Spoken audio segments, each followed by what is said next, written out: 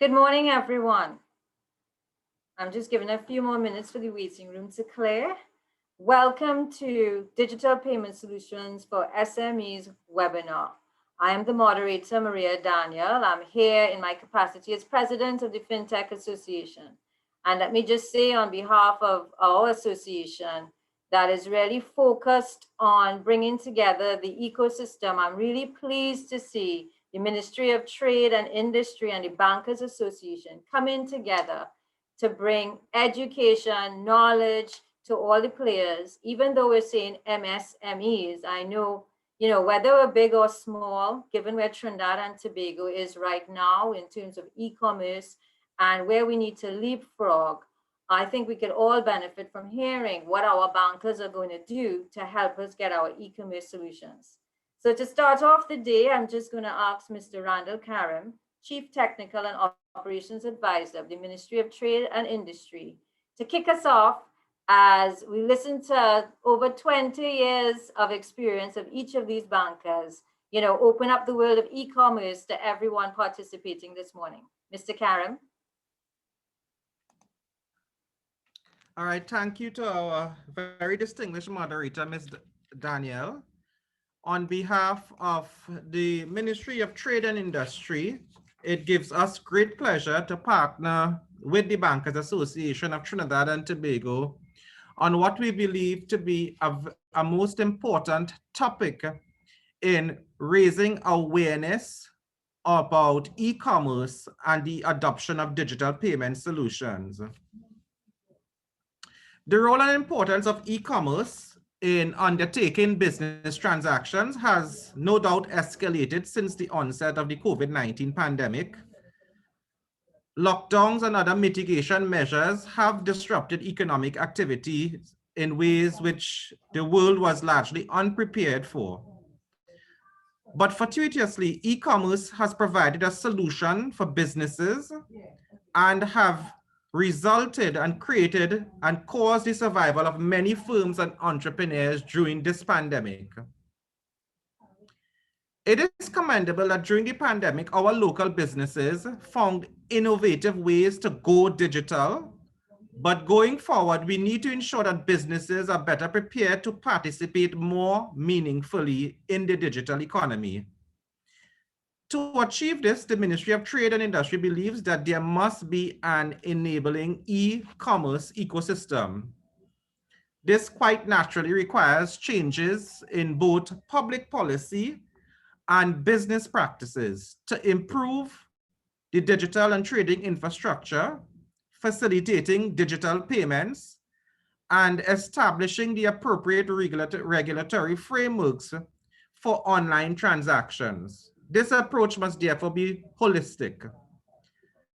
That is why the Ministry of Trade and Industry is very pleased to meaningfully engage in this form of public-private partnerships, for want of a better term. We at the ministry have been proactively implementing our national e-commerce strategy, and to date we have successfully completed several training and information sessions on how to go online, how to market goods and services online. Export TT, which is our national export facilitation organization, has also been offering co-financing facilities for website development. At the ministry, we have also facilitated the development of an electronic funds transfer policy, which last year guided the development of ministerial instructions for online payments to be made to government agencies. Currently, the ministry is working with the Treasury Division under the Single Electronic Window Expansion Program to implement electronic payments for the wide range of e-services under both the TT BizLink and developed TT platforms. While a lot has been achieved in e-commerce facilitation and promotion, I am sure that you all would agree that more work is required to reduce the time and cost in doing businesses, which are buzzwords which we hear frequently. We believe events like these will rebound to greater awareness and ultimately to to the strengthening of the local Trinidad and Tobago economy. So on behalf of the ministry, we are pleased to partner with the Bankers Association, and we trust that today's seminar will at least advance these outcomes. I now turn over to my distinguished colleague, Ms. Kelly Butte-Seaton, the Executive Director of the Bankers Association of Trinidad and Tobago, to offer some opening remarks.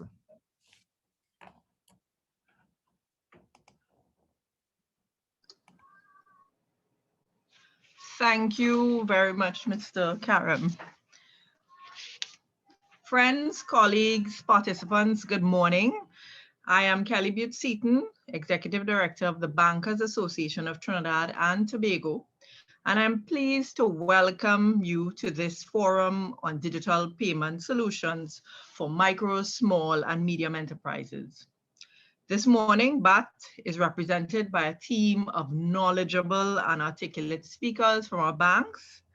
I wish to recognize Ms. Christina Abreu of Scotiabank, Kirtland Polius of RBC, Mark Cape of First Citizens, Kwame Blanchfield of Republic Bank, and Renzo Angeles of Citibank. They are not only brilliant, but they're also an engaging group, and they will lead this morning's dialogue and interactions. My thanks go out to them all for prioritizing today's session. BAT has always been keen to share with its stakeholders on anything related to financial and digital awareness, literacy, and savvy. This is particularly important at this time, especially in our efforts to actively support individuals and businesses to revive, survive, and adapt during this COVID-19 pandemic. And this is also our mandate for 2020-2021.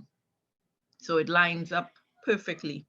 I therefore wish to express my appreciation to the Ministry of Trade and Industry for their explicit recognition of the importance of digital financial services and in particular e-commerce platforms to improve business outcomes.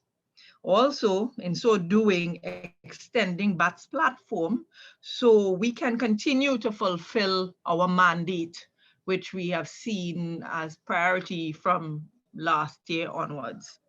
It is not an exaggeration to say that this morning's session is a fine example of public-private collaboration on matters of mutual interest as concerns trade and business, and in particular to facilitating access to e-commerce by business. Thus, my thanks on behalf of the board of the Bankers Association to the Ministry of Trade for co-hosting this webinar and facilitating this platform of learning on the benefits of e-commerce, particularly for small and medium-sized business. I am sure that you would agree when I say that the pandemic has forced all of us as bankers, consumers, retailers, to move away from more manual processes and cash payments towards leveraging technology and more digital forms of payments and cards. As for you as business, it has meant a rethink of how and where you retail your goods and how your payment transactions are conducted, particularly that now, more than ever, consumers are less willing to visit brick and mortar stores and they prefer the ease, convenience, and safety that is afforded to them by being able to pay anytime and online. May I say that you are in good company today, as this event will afford you the opportunity of understanding how to capture and capitalize on the benefits of e-commerce. We know there are many. The session is designed to facilitate interactive discussion in order to educate, clarify, and support the many aspects of your online business, from creating an e-commerce platform to online electronic payments. Coming out of this session, we hope that you will all leave here with a greater understanding of how to grow your online business. Thank you for joining us today, and I do encourage you to freely engage with our panel of experts. Thank you. Thank you, Kelly, and thank you, Randall. Key words here that we need to focus on and the responsibilities that go with it. You know, Randall spoke about ecosystem, and an ecosystem will not just be the bankers and the ministry, but it has to be you, the participants. And I think, you know, the pandemic and any disaster, there's always pluses and minuses. This has really forced us, as Kelly said, to push forward, not only to level the playing field. So when you think about it, if you don't have to focus on where you're located and you can reach everyone through e-commerce, it can only benefit you. But what I would really want you to do this morning as we listen to each of our speakers is to really think about your own businesses, because e-commerce is really just a facilitator, it's an enabler. How do you then take this and make your processes internally more effective, more efficient? Because as the rest of the world goes e-commerce, as the rest of the world automates, they also get more cost efficient, which means our goods and services then become even more less competitive in the global arena. So this is a great opportunity for you guys, not just to learn and listen, but act upon it afterwards. Ask your questions. Do not be shy. Put it in the chat, and we have 5 minutes after every presentation to get into some discussion with that presenter. And then I'm going to open it back up after everyone have spoken that you could ask the entire panel. So without further ado, let's start with the first, which is Kurlan Polas. He's the Business Development Manager, Business Electronic Sales, Specialized Salesforce Business Banking, very long title here, Kurlan, from Royal Bank. And he is going to start us off this morning. Let me just say that everyone on the panel has close to or over 20 years experience. So we are really in great hands. Morning, Kurlan. Hand it over to you. Good morning, and thank you. I trust you and all your families are all keeping safe.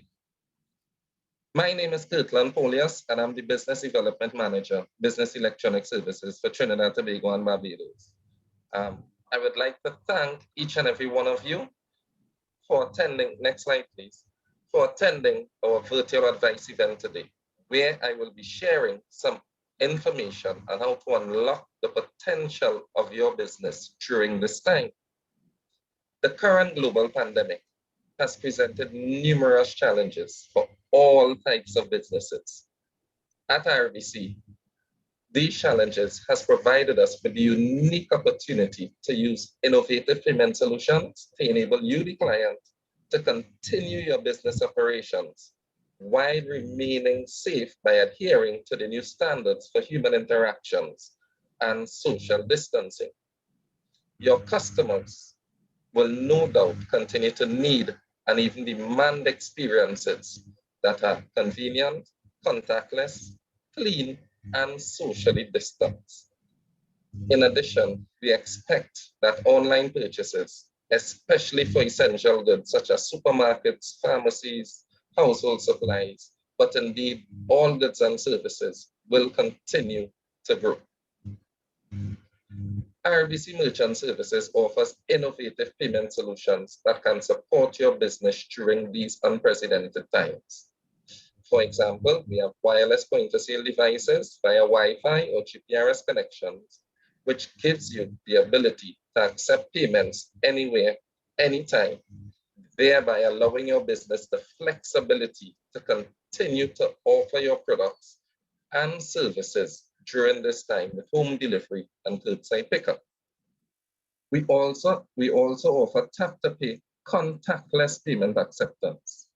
These operate the same as other transactions, with the difference being that your customer will simply bring their card within proximity of the terminal, and through NFC or near field communication, the transaction will be processed without having to swipe or insert their card, limiting the physical contact between you and your customer. Just a quick reminder, please ensure your frontline employees do not handle payment cards, especially in these times. Cardholders should maintain possession of their cards during the transaction. Slide, please.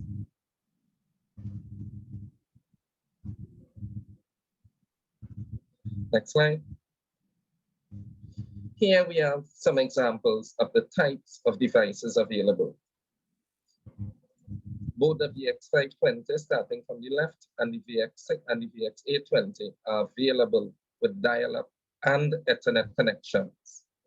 The 520 can be paired with the PIN pad, the 805 PIN pad, which would give your clients the ability to insert their card, enter their PIN, and then remove their card after the transaction has been approved, ensuring social distancing protocols are observed. The card has not passed from one person to the next. The VX680, which is the device all the way to the right, is a wireless device and is available with both Wi-Fi connections, 2G, GPRS, and 3G. This device will literally function anywhere in the country your cell phone has service and would allow you to accept payments via both debit and credit cards. Next slide, please. I'd also like to touch on an additional service we offer, which I think may be really beneficial to some of the participants here. This is the RBC Multipay. RBC Multipay provides a solution to professionals who share a business location and provides the ability to securely accept and settle payments individually, but using one point of sale device, while enjoying all of the features and benefits RBC Merchant Services has to offer. In essence, we can provide one device to be used by multiple merchants. Each merchant will have their individual profile and merchant ID with an assigning password. Additionally, the rental fee can now be split amongst all users, resulting in reduced cost.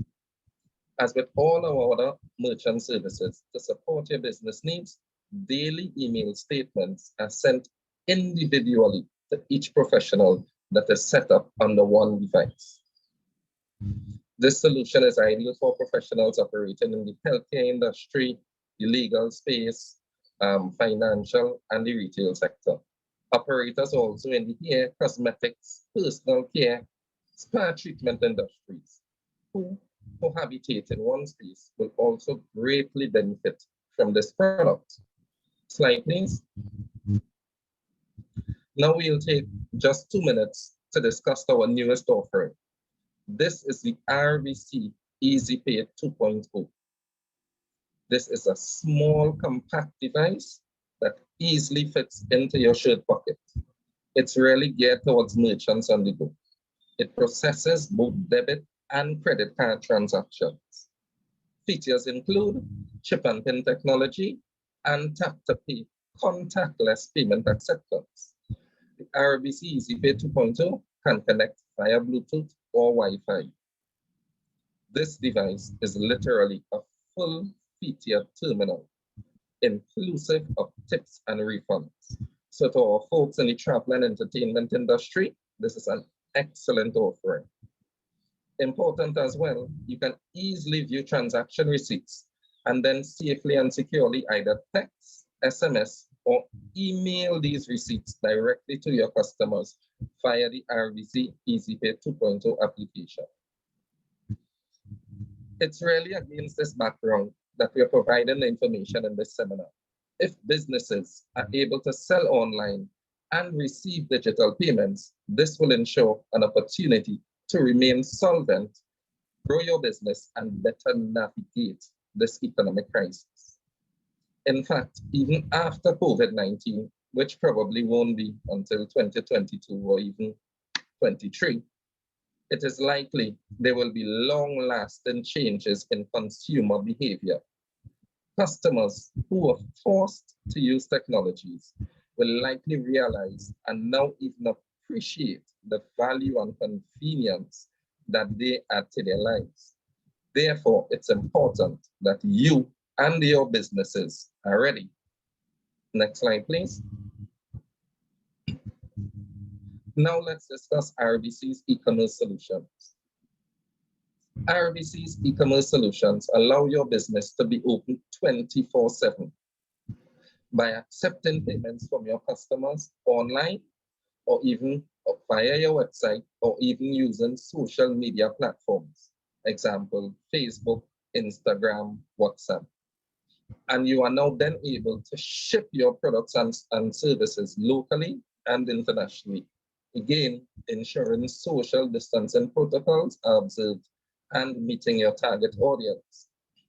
There are many reasons why you should consider bringing your business online, but especially during this time, a key benefit is that your clients and prospects can look at and read about your products online on their phones or even their computers and place orders remotely for future delivery or pickup any time of the day or night.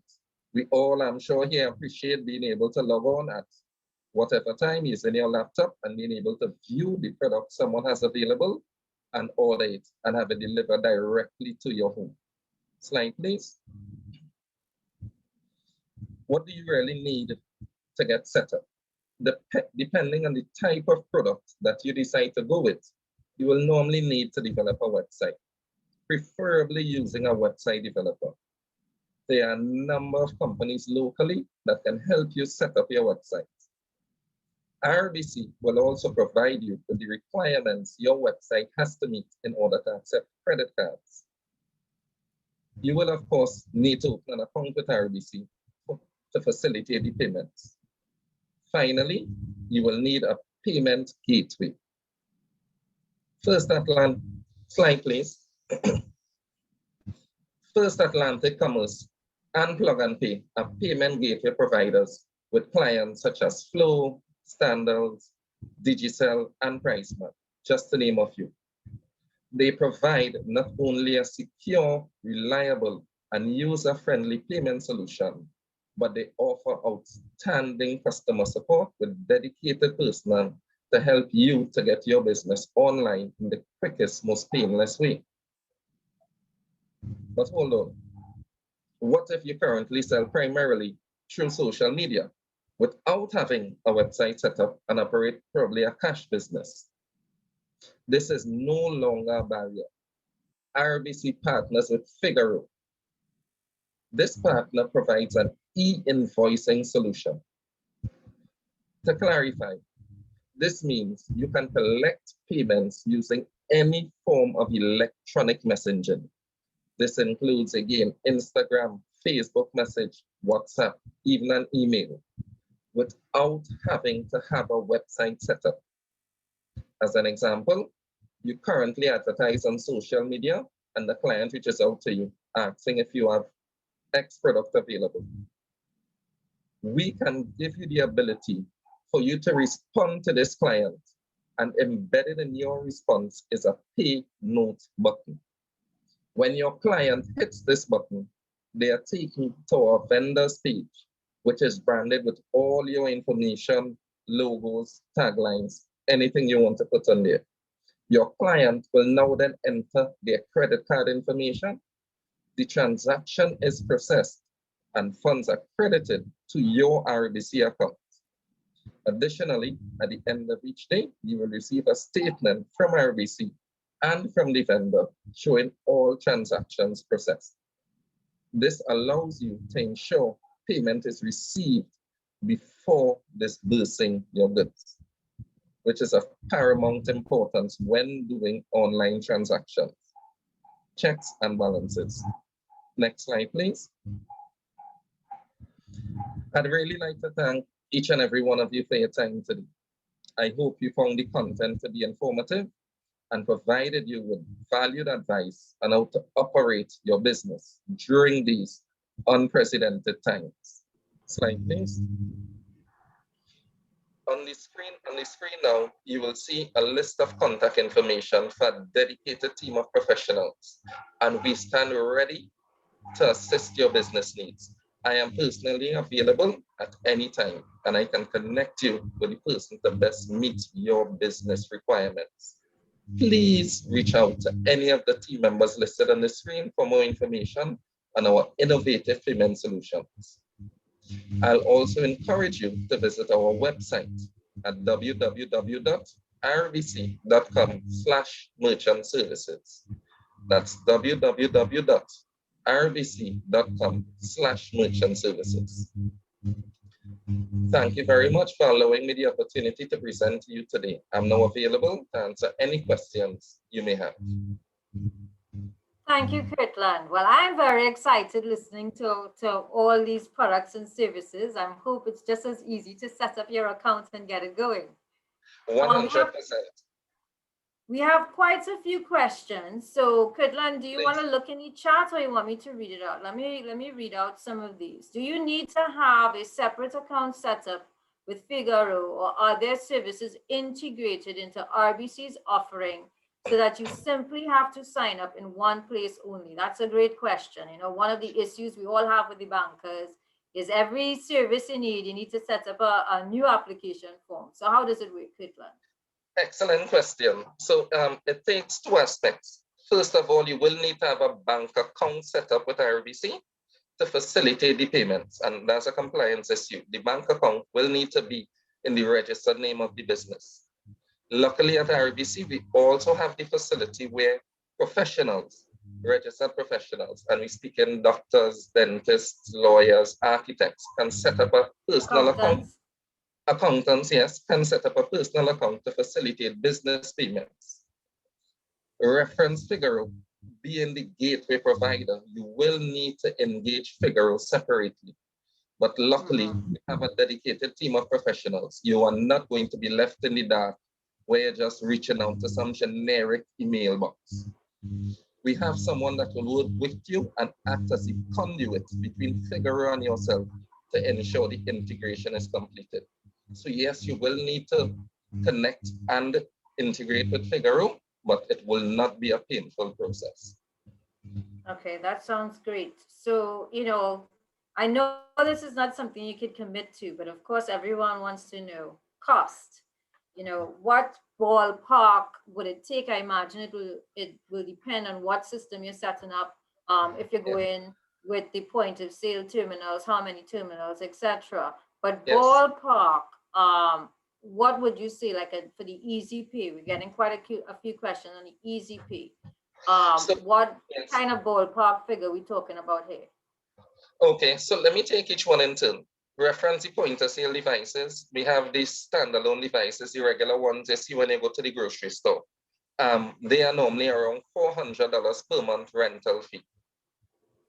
Every link transaction has a cost of 75 cents, and credit card transactions come in around 4%. It may vary slightly depending on the nature of your business. We may be able to work it downwards. Reference the EasyPay 2.0 device. This device, we're really trying to empower the people in the small industries. So they actually purchase this device. The cost is around $1,000 TT and the device is yours. There is no monthly rental fee. There's a one-time payment. And you also receive 6 months warranty from us. In case anything happens with the device, we replace or we repair it free of charge. The links and credit card transactions remain the same at 75 cents or around 4%. And these are funds that we really remit to links and Visa, MasterCard, or American Express as necessary. Great. And what I will encourage everyone as we hear this, you know, make your appointment with any of, we've only heard RBC so far, we'll be hearing from all yet. This is a great way to see what the banks, you know, who is offering what, etc. So we can make informed decision. That's why I love this seminar this morning. We can actually make a really informed decision because we're seeing what everyone has to offer. Absolutely. We have, somebody just asked a question in terms of housekeeping. We really prefer if the chat is used for the questions because we're not, because of time, able to answer all the questions. So what I'm going to do, just for us to kind of keep on time, take one more question for Kirtland. But what we will do at the end, because what I would imagine is we're going to get similar questions as we go along the presentations. At the end, I'll try to just summarize some of the major questions and ask the panel as a panel to answer some of them. So in terms, someone had a question about, you know, the connectivity. Does it matter who your provider is, whether it's be mobile or digital? And when you say the connectivity, we're going to speak about the GPRS wireless terminals Yeah. and the EasyPay device, which both Okay. require connectivity. What we've recognized at RBC is different, which we all know, different areas in the country, different providers have a better solution. So if you are looking to utilize one of our wireless GPRS devices, we then look at where your business is located or the areas that you're going to be frequenting. And we decide if it may be one service provider or the other service provider. But in essence, we can provide the SIM card for anyone. We just try to make sure you have the most reliable service. So somebody in, and I have customers all the way as far as Togo, will have a different service provider to my client that resides Right. in Colombia. Okay, Yeah, great. and Well, which is thank you something. very much. I'm sorry. We're gonna, Yes, go ahead, please. no, what I'll ask Kirtland is that you stay available to the end, because what I would like to do, we have some really great questions. We have one here. Derek, what I'm going to do is pull that question at the end, because I would really like to hear that answer from the entire panel. So what I'm going to do now is just hand us over to the next presenter, which is Kwame Blanchfield from Republic Bank Limited. He's the Senior Manager of Group Marketing and Communications. And as I said, everyone here has over 20 years, so I'm not going to report, say that for everyone. So I'm going to hand over to you, Kwame, because we're getting lots of questions. I want to make sure that we have enough time at the end to pull all these together. Kwame? Thank you, Maria, and welcome everyone. Hope you all are hearing me. Let me see if I can start to share my screen.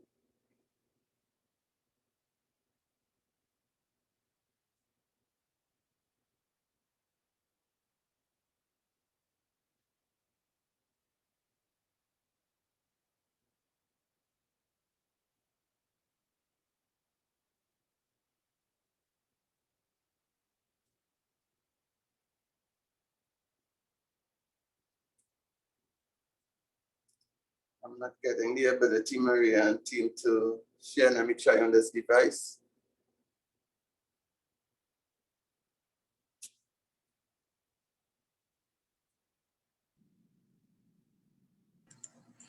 Mr. Blanchfield, I have your presentation. I can go through it with you if you like. Okay, great. So you can just put it up in the view. Great, thank you. All right, so let me get back to here.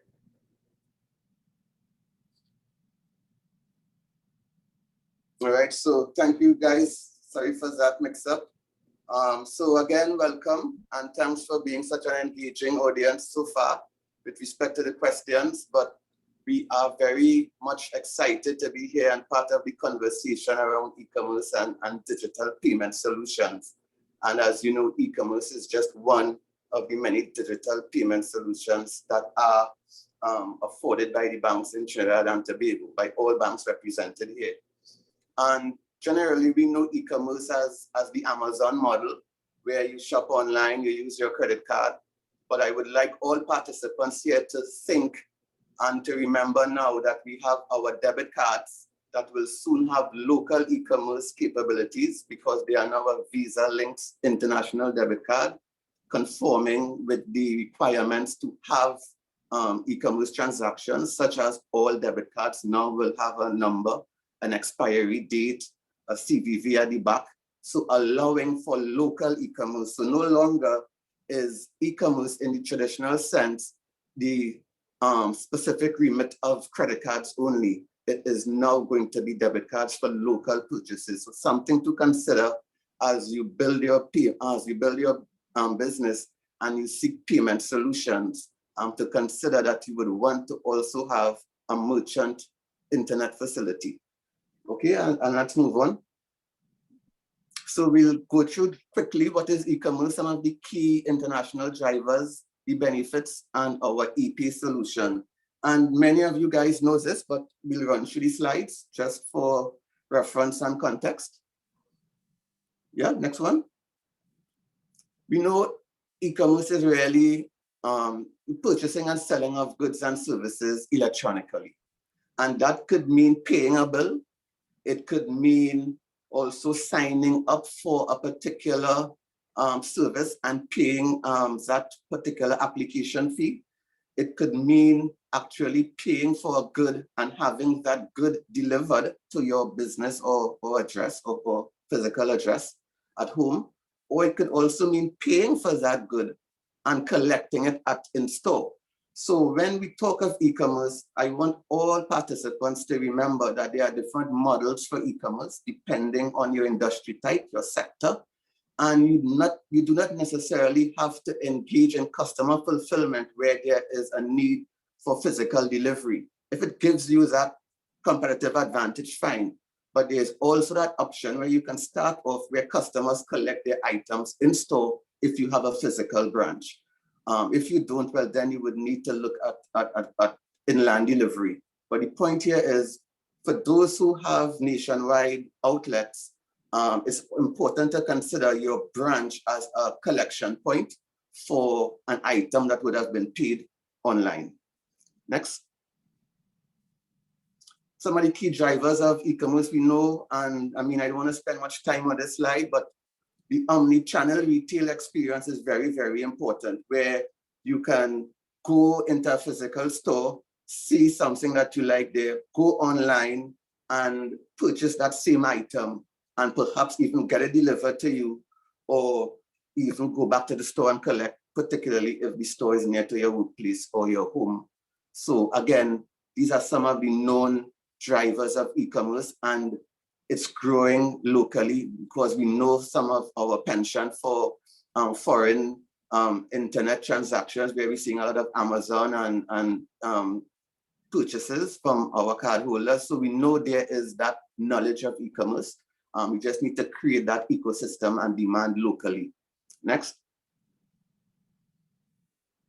Again, you guys know all of this. A faster go-to-market time, customers, it's convenient for them, lower prices because you may not have the physical infrastructure cost as rent, etc. for a brick and mortar. You are able to do something in your garage, so to speak, or even from your basement if you were in the US, or your bedroom. Okay, but basically you are able to reach a wider set of customers at a lower cost. And these are some of the benefits of e-commerce. I know time is against us, so I just want to have some time for questions at the end where I run through my presentation. We know these are the top 5 retailers in the US, and there are many more. Almost every retailer in the US has an online presence with an e-commerce payment option, but these are some of the more popular ones. Next. In Trinidad, these are some of the companies that engage in e-commerce or soon intend to anyway, but most of them they are not necessarily customers of Republic Bank. We wouldn't be able to divulge that right here, right now anyway. But what we can see is that these are some companies who have embraced e-commerce in their product offering, in their payment solution. And you can see it's a wide variety of companies across different sectors. Next. So our ePay solution is where we have our website, where you have a web developer develop your website with integration into FAC, First Atlantic Commerce. And you would find most of the banks there reference some common players because these are the best in class ones who have the kind of security protocols and the reputation required to meet the standards of Visa and MasterCard to facilitate international clearance and settlement of e-commerce transactions through their networks. So it will be a very limited amount of gateway providers who the banks will be required to work with. And FAC, First Atlantic Commerce, is probably one of the more renowned ones in the Caribbean. So we have an ePay solution where we integrate your website with FAC, and basically you are able to facilitate e-commerce transactions, particularly if your website is e-commerce ready. It has a payment page, there's a shopping cart option, you have your policy with respect to refund and shipping and returns. If your website is just a basic product directory where you have your products and services, features and benefits descriptions, but no prices, what you will need to understand is you need to convert your website, have your web developer add these elements into your website for integration into FAC. There will need to be that payment page option. You will need to see the shopping cart. Your prices will need to be there. Okay, so later on in the slide, I will show you some requirements for what an e-commerce website need to have to satisfy the basic requirements. Next slide. So this is our EP where there's a website, and we have 2 partners who we have recognized to help companies or customers develop their website or improve their existing websites. If you're starting from scratch, we have 2 companies who can assist. And even if you have your website, but there needs to be some development to get it where it needs to be, then we will be able to also refer you there. No website, no problem. We have a link as well. And it's something also that RBC referenced. Next slide. And this is basically our EP solution. I want to speak about the Figaro solution. Next. So here is some standard pricing we have with EP, which is on the left-hand side. This is the FAC integration. Most of these costs here are pass-through costs, meaning they are for FAC, right? The credit card commission fee of 3 to 5%.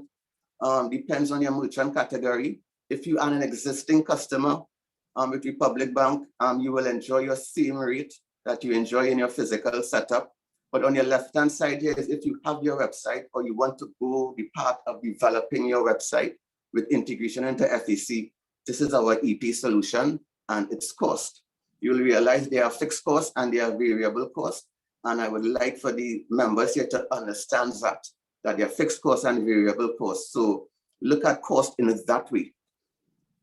EP invoicing, on the other side, the right-hand side, this is the Figaro solution where we are able to send you a WhatsApp link. You may be able to send a WhatsApp link to a customer and who is availing of your service, and they will be able to click on that link, put in their card details, and you get your payment. So there's no need for a website. All you just need to do is have a smartphone where you can send a payment link to a customer via WhatsApp. Again, these are the prices here. And we'll always be able to look at customers based on their volumes and see if there's any latitude we may have in even considering some cost reductions in some of the prices where we may be able to. But these are our standard prices for both EP, our website solution, and basically the e-invoicing, which we call enhanced EP. Next slide.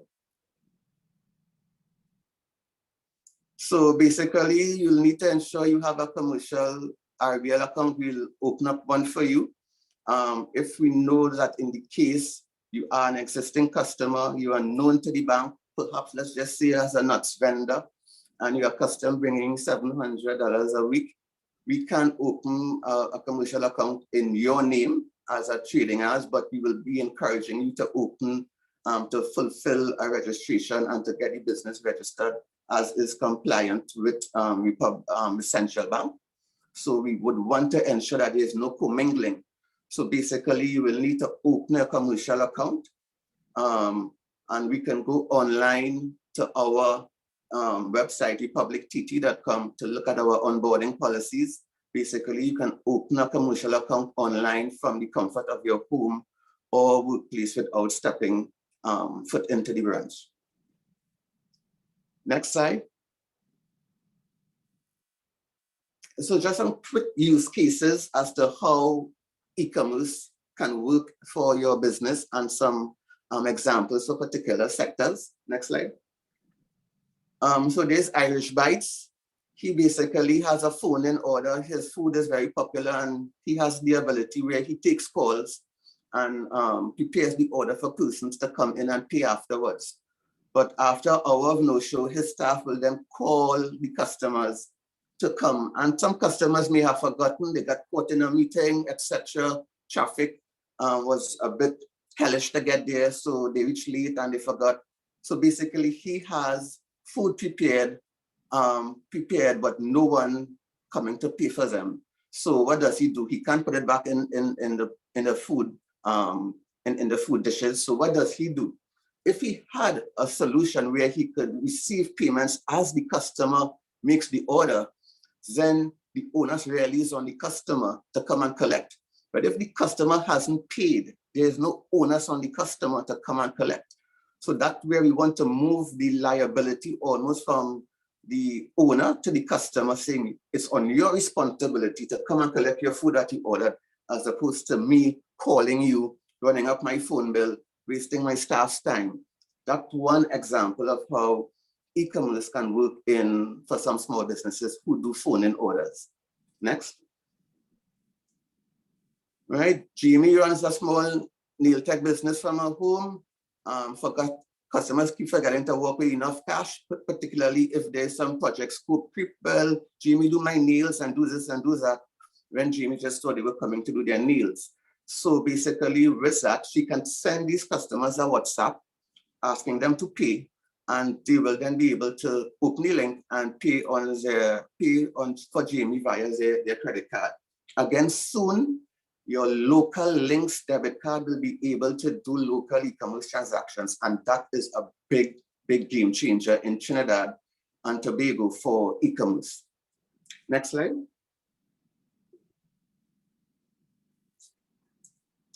Okay, so here we have Island Surfers, and he's a delivery online company who does the inland delivery for e-commerce and all foreign purchases.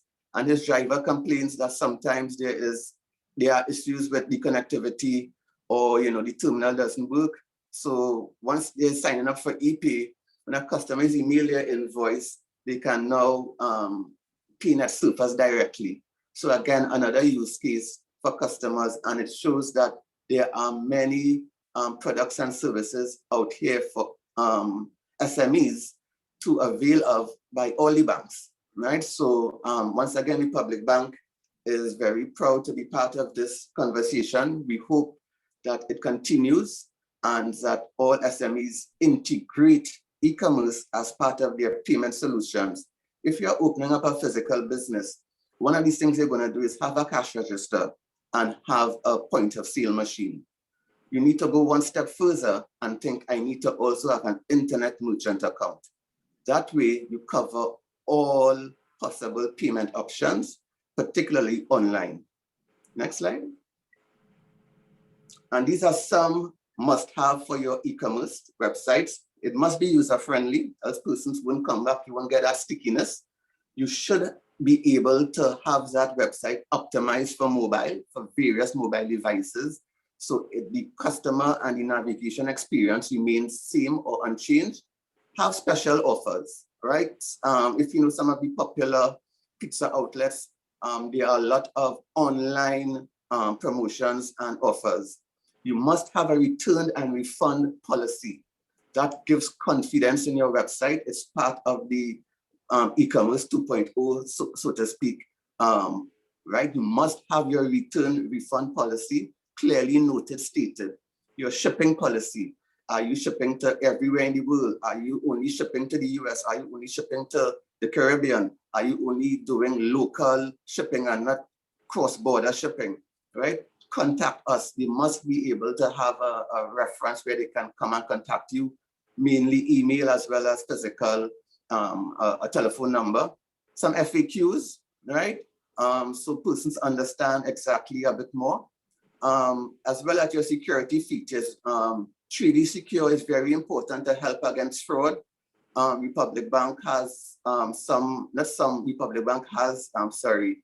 these features available for our merchant acquiring customers. So you will be able to be protected against any unauthorized transactions. Make sure that your website and your web developer employs secure socket layer technology, right? And again, high-rise imagery and video where applicable, to bring life to your products and your content. Right? And if you don't have resources immediately to build your own e-commerce website, there are marketplaces where you can just go and list your products and services. And it's almost like a mall. Consider the marketplace like a virtual mall. So your product is there alongside others. and persons will be able to go to this marketplace and navigate and select. Okay, next slide. And that's the end of my presentation. I note some questions coming in, particularly why there's not USD settlements. Those are agreements between the banks and the card networks, where the country and the merchant currency ought to be settled in the same. So if you are a merchant and you are operating in Trinidad, then your settlement must be in $30. There are some exceptions in the hotel industry, but generally e-commerce transactions tend to be settled in its home territory. You may want to have a specific conversation with your bank to see exactly if there's anything they can do, but I know mainly it's governed by those arrangements with the card networks, Visa, MasterCard, etc. Thank you, Kwame. Very interesting presentation, not only about the payment solutions, but what people should think about e-commerce on the whole. We are a little over time, but just a little, just to ask a couple questions. I mean, some I'm going to save to the end, and what I will ask all the presenters. Some of the questions I'm going to ask at the end is, some of it is the settlement. You know, there are some fact and fiction things out there where, you know, the banks sometimes say, well, we can't do this, we can't do that because of central bank, but then when you look at the regulations, it's not there. So I'm going to ask you some of those hard questions, if you could. One of the questions I have, though, and it's because it's coming up a lot, in terms of the settlements and the gateway, etc. You know, if people have bona fide other gateways besides FAC, is there the ability to use other gateways, or is it, this is our gateway, this is what you have to use? Is that like Sure.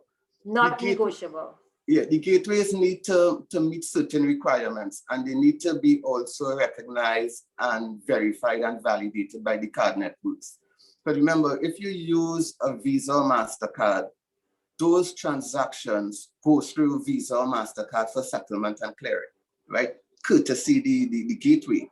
So they will want to ensure that the transactions coming in are from a certified known gateway provider who transmits this information safely and securely, right? And also will receive the information safely and securely, has the protocols in place to satisfy all PCI DSS requirements, which is a very long acronym, but mainly means Payment Card Industry Data Security Standard.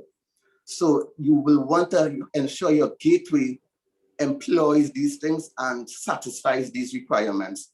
And as I said earlier, there are very few gateways in the Caribbean that the banks work with outside. You know, these are the known ones, FAC, and mainly we work with, right? Visa, MasterCard highly recommend FAC, and because of their familiarity in the region, because of their experience in processing many e-commerce transactions safely, because of their redundancies in place, that if their main site goes down, their backup site picks up, you know, immediately. These are some of the things we want to ensure when we choose a gateway provider to satisfy our merchants. Okay.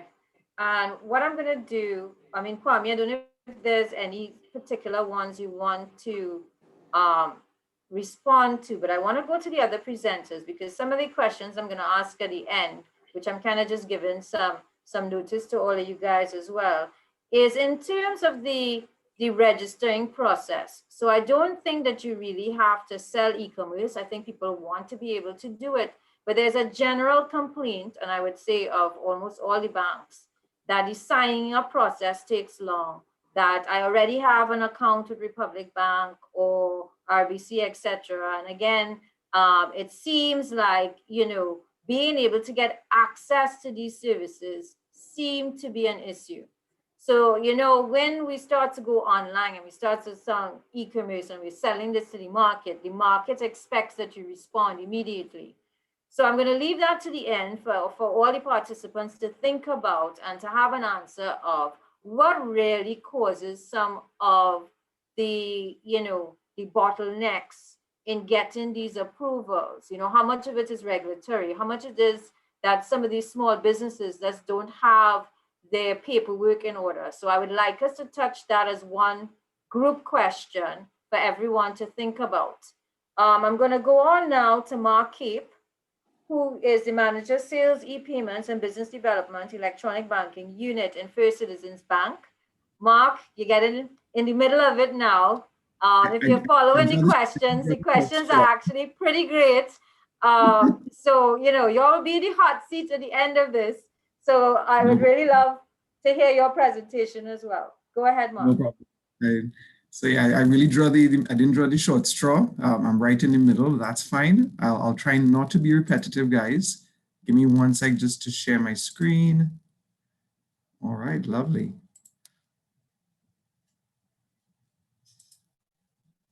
All right, so good morning, everybody, again. I hope everybody had a safe and enjoyable Carnival 2021.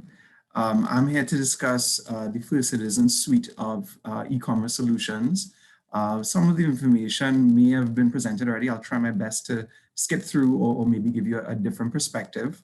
So simply put, what is e-commerce? We all understand what e-commerce is the buying and selling of or purchasing of goods online. And of course, there's m-commerce, which we didn't mention, which is the natural progression of e-commerce. When you have 1.8 million mobile subscriptions versus a population of 1.4 people in Trinidad and Tobago, it's only natural that you would have that progression into m-commerce, where you're not just utilizing your phone to purchase online, but also with an app. And there are also different types of e-commerce models. You know, we're accustomed to the business to consumer model, where, you know, that sort of Amazon model, but you also have business to business, for instance, where people would pay, businesses would pay for cloud services online. You have consumer to consumer, which would, a good example of that is always eBay. You know, I put something online and people want to bid for it. So that's another example of e-commerce. And the last e-commerce people don't really consider is consumer to business. And the best example of this is your influencer. So I'm on Instagram and a business wants me to promote an energy drink. They could pay me online to promote whatever product or service, right? Or whatever they're trying to advertise. So we understand what e-commerce is. Let's just go very quickly into the benefits of e-commerce. Obviously, you're going to have an increased business reach. You don't have to worry about just having a shop in north and a shop in south. In fact, it's not about just an increased business reach locally, but geographically and internationally. Whatever product or service you have, you know, opening it up to an international market. Obviously, you're going to have lower operational costs. You don't have to worry about your overheads, your security, your rental, your utilities. You know, I always like to tell stories, and I have a 5-year-old daughter, and there was this Mulan movie coming out, and she said she wanted the Mulan doll, and I saw this store in Port of Spain, a toy store that was selling dolls, and I walked past for about 4 days, and every day I saw the store close. I'm like, God, I hope they know that they didn't succumb to COVID. And on the Friday, I went into the store, and it was open. I went and got the dollars. I was speaking to the owner, and I was like, you know, what happened? How come you're closed? And he's like, honestly, he gets most of his sales now via his Instagram and Facebook page. You know, he doesn't have the need to come and have a physical presence. And I was like, so how do you accept payments? He's like, well, cash on delivery. And I was like, bro, we need to talk. So I'll tell you what solution he actually used afterwards. And when he came into the First Citizens, use his First Citizens suite of products. You benefit from reviews online. So if you have an excellent product or service, you benefit from basically free marketing through Instagram and Facebook or any of these platforms. And another great benefit is that you can actually, one of these solutions we have, you can actually integrate with DHL or any sort of transport system you want, where you can actually automate your delivery solutions. We offer one of these solutions we offer through the website is that DHL gives you an API to integrate into your website, which you can use with a tracking number to transport your products and services internationally. So there are a lot of benefits to e-commerce. So the question is, how can First Citizens help? So last year, in response to really what was going on to COVID and seeing where there was a dramatic increase in terms of the need for online payments, we launched the EasyBiz solution to allow you to get online, whether or not you have your website, whether you want to build a website, whether or not you just have an Instagram or Facebook page. This EasyBiz is really not about the solution, but it's about helping you through the onboarding process, the account opening, any troubleshooting, putting you onto the right people and the right partners to bring your service online. You know, it's just funny to note, I was checking some figures, and from last year to this year, there has been a 600% increase in the number of e-commerce merchants that we've onboarded, and there was a 162% increase in the number of transactions year on year. We are seeing a huge drive and more merchants, especially SMEs, which cater for about 85% of the businesses locally, are all now moving online, and that's the right direction. So let's go a little more into EasyBiz. So of course we mentioned, we've heard about First Atlantic Commerce, best in class. They allow you with a lot of added security. They make sure that they're compliant with Visa and MasterCard and the remainder of the financial associations. They're PCI compliant. So you would see a lot of the local banks partnering with First Atlantic Commerce. What I would say, what is the difference between us and the other banks is that we are actually, under this EasyBiz campaign, we are waiving the initial $100 installation fee to integrate your own website into First Atlantic Commerce, right? So, and we will guide you through the entire integration process. Let's talk again now about Figaro. Now we heard a lot of people mention Figaro, and we mentioned that, you know, First Atlantic Commerce was best in class. However, Figaro is really a best in class, and actually Figaro won the Visa Anywhere Initiative program, topping over 300 applicants in terms of their solution. They won the Visa award last year, over 300 competitors. Their application is really easy to use. It really is top in class. You can't get a better solution for our region here right now. So Figaro allows you to actually build your own web store. So if the sort of product you have, you really think, you know what, I really want to build my own website. They have a really user-friendly interface, which allows you to build your own web store. And of course, you can integrate that web store into the First Atlantic Commerce payment gateway. And last but not least, and this is really the beauty in this one is the simplicity. And I don't think my other colleagues really advise you how great this product is, the Figaro payment buttons. And this is really catered towards the SMEs. So let's say, let me paint the picture for you. You know, you just have a Instagram or Facebook, and I mean, that's great. You know, you have over close to 900,000 social media users in Trinidad. I mean, that's where it is. You can run your business online. And there are two ways the payment buttons can work. One way, so let's say your product is that you're selling shoes. You can literally go onto the Figaro site, create a payment button for that shoe. Let's say it costs $500. You can copy and paste that payment button on your Instagram page, Facebook page. So when people are scrolling, they can literally see your product. Hey, I like these shoes. They click on it. They select how many they want to buy, and they'll be automatically routed to the First Atlantic Commerce payment hosted page for payments. It's that easy. The beauty of it is in the simplicity. The other way we can do it, let's say that you needed to generate an invoice. So you're a caterer and you need to detail all the foods and whatnot. You basically can create an invoice, and you can send that invoice through that payment button via email, WhatsApp, Instagram, Facebook, Twitter, any method. You can copy and paste that link to them. They will click on that link and again be routed to the hosted payment page at First Atlantic Commerce, where you benefit from all the security. And as I'm talking about security, one of the fears is, people always are fearful, obviously, of putting your information online. your payment information, your card may become compromised. But really and truly, the First Atlantic has top-in-class gateway security, as well as the bank. We do a lot of fraud monitoring with regards to our merchants and our cardholders, right? First Atlantic, they are compliant with a standard called 3D Secure or 3DS. And what that does, it basically confirms that you are in fact the holder of this card by prompting you to validate yourself with information that is not necessarily on the card. So it may ask you for your limit or your mother's maiden name, and it will ask you for specific information to confirm that Mark Cape is the one completing this transaction.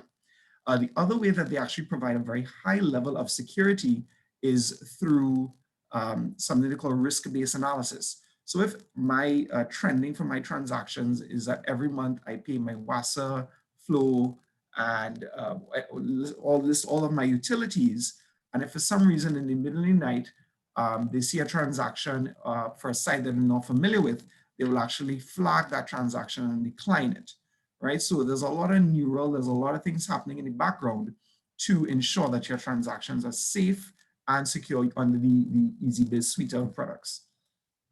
Last but not least, I just wanted to mention that, of course, First Citizens, along with the other banks, has launched the Visa debit chip card. The card was initially envisioned to assist with higher level of security, to reduce the level of skimming.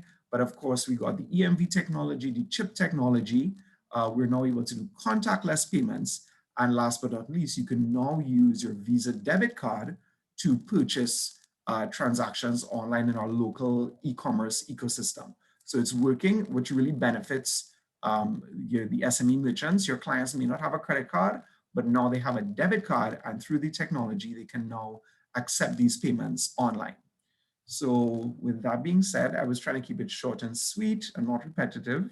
So any questions, I'm here to answer.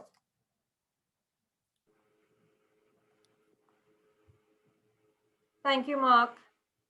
Great, short and sweet. Short and sweet. Couple questions. Figaro, do you have to have the FAC integration to use it, or does it have to be separate and apart? No, you must have. So Figaro is an e-commerce generator. Right. They are responsible for actually sending the transactions to the payment associations and doing the validations of the transactions. That still resides with the gateway. You get all the level of security with First Atlantic. Figaro is more about formatting the message and allowing ease of building that transaction message to go to FAC and in turn to the acquiring and issuing bank.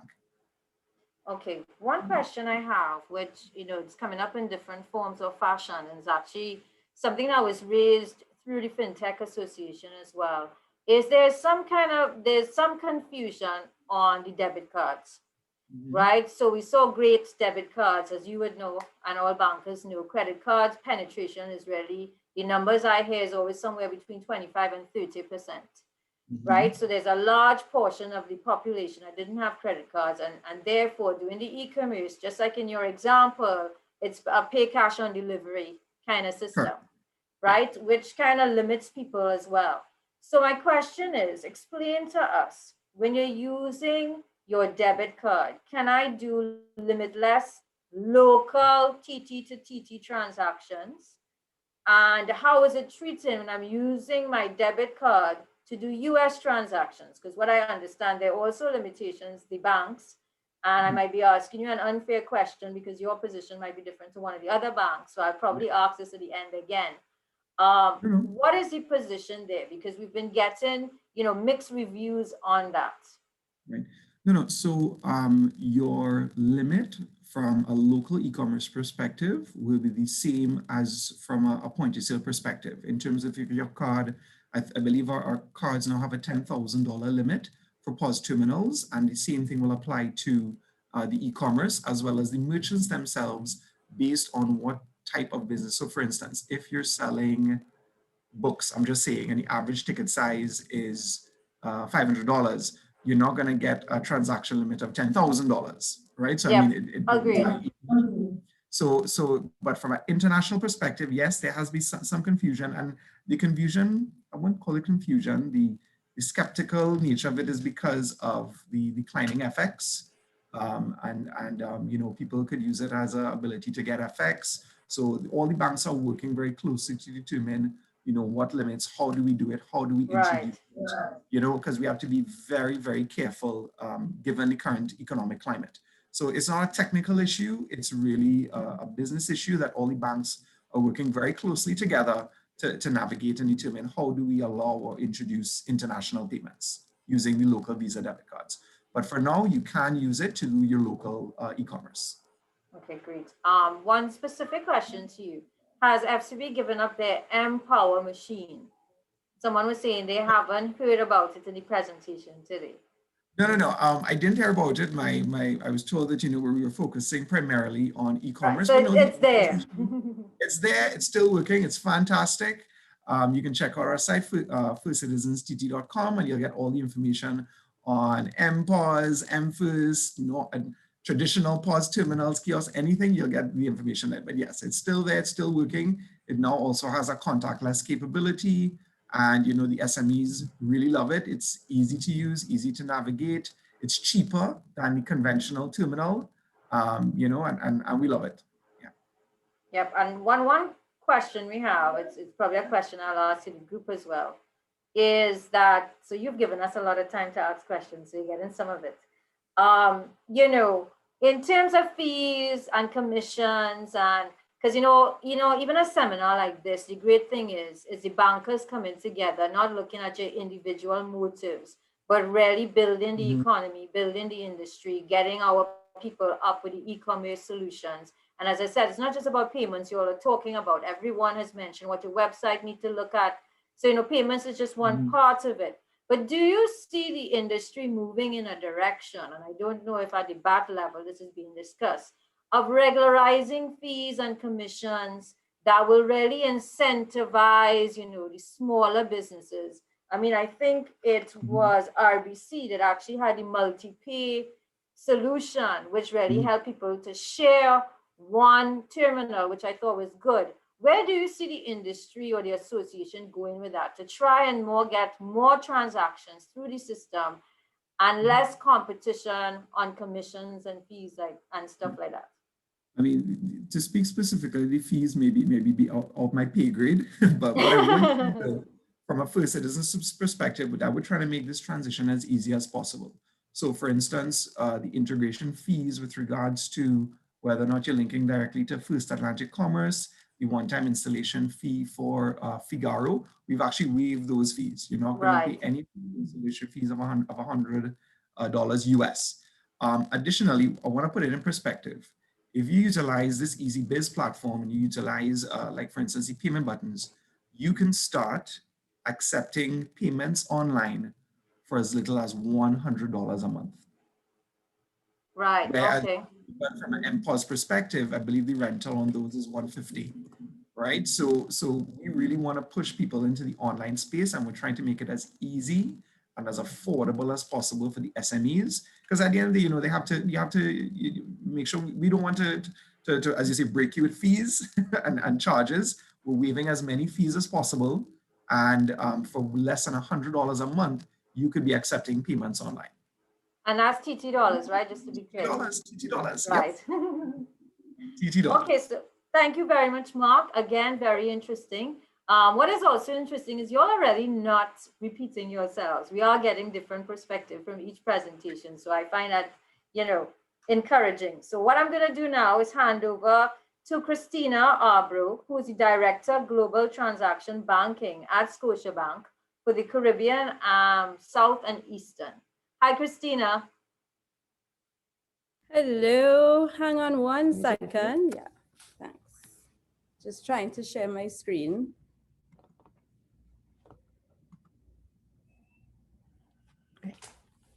Great. Thanks everybody for giving me a bit of your time today. My presentation is going to start out a little differently to the others. Some of the information would be very similar, but I'm starting a little differently because I always stress to clients the importance of internet banking in terms of being able to see what is happening in your business and what is happening in your accounts. So yes, e-commerce and different digital acceptance platforms are essential, but we must be able to manage our accounts. We must be able to manage our businesses. And how do we do that from a digital standpoint? Okay. So just very briefly. Okay, so let's just start off quickly with our online platform, which of course will allow you to see 365 days of historical information, right? You can make all your bill payments from here as well. You can maintain multiple accounts and you can transfer between Scotia accounts in real time or to other banks as well, same day, all right? Most importantly, you can have multiple users and you can also control, and you have those level of authorities for yourself to control who exactly sees what. So if I'm in a partnership with someone, but they play a lesser role, they can see one account when I can see all, okay? With a single access, of course, you get full information. You can do cross-currency transfers between your Scotia accounts throughout the Caribbean. You can do Swift messaging as well. And we can even give you, through MT940 reporting, last day balance from other banks as well. On the domestic electronic payments, of course, we can also handle salary payments and disbursements. And I just want to touch a little bit on the disbursements because I think we're all familiar with quite a bit of check fraud in our system, unfortunately. And we have been on a drive to really encourage our customers to pay via electronic means. This system, of course, is very reliable, very robust. You can pay your suppliers, you can pay all of your bills, you can have those authorities in place, whether it be one signatory or two, so you can feel confident that your payments are going and feel that safety net away from, I'm writing a check or where are my checks or any of the other factors. When I say wire payments on this slide, what I make reference to is both local wires and foreign wires. So local wires, of course, being your RTGS payments, those are all done electronically now. And of course, your traditional, what we would call your traditional wire payments, all right? Again, all of this is online. Scotiabank does not really conduct manual wire payments anymore or manual RTGS requests either, okay? And this is all, again, in a drive to not only make it more seamless, but certainly make it safer. Just on the collections process, we are all part of the ACH family. And when I say us all, meaning all the banks. And of course, you can also do collections. The same way you may pay someone, you can also collect with an agreement between yourself and that person. So this ACH collections works amongst the banks. So you can collect even if you're in another financial institution, or you can collect straight from Scotia to Scotia. And of course, that would mean that Scotia to Scotia would be real time. Collections, however, between the banks is normally within 48 hours. And just again, to touch on the ACH, different banks, of course, have different cutoff times. I think I can safely say that if you transact payments before 12 noon or 1 p.m., your payments would go same day. All right. All our payments, of course, you can get an audit trail, you can get alerts, you can get notifications of your payments, and for you to keep a file on what's, what you're transacting. And just lastly, on the internet banking, the panel authorization and global file transfer. Panel authorization is if you just go up that one notch bit. So meaning that if, for instance, your company should have A and B signatories, it can decipher the A's and the B's. So you can have the A and a B in one bucket. You can have two B's in a bucket. And when I'm just using the A's and the B's, it can be on a very small scale. And you can have, let's say if you had a family business and senior wants to be able to authorize with one junior, you can create that bucket as well, okay? So panel is just a nice big word of putting how you can control who is authorizing your payments. And for your global file transfers, those are for folks that want to make payments, but don't want to have to do any kind of software integration to upload into a bank internet banking site. We can actually take your file, whether it be salaries or disbursements or any other payment that you're making, we can convert it and then disperse it into the ACH network. All right. So let's talk a little bit about what we're here for today, meaning the e-commerce, and I think that is what has, spiked everybody. And similarly, I don't want to be repetitive. Scotiabank does do business, of course, with FAC, Figaro, and now a company called Charge Anywhere.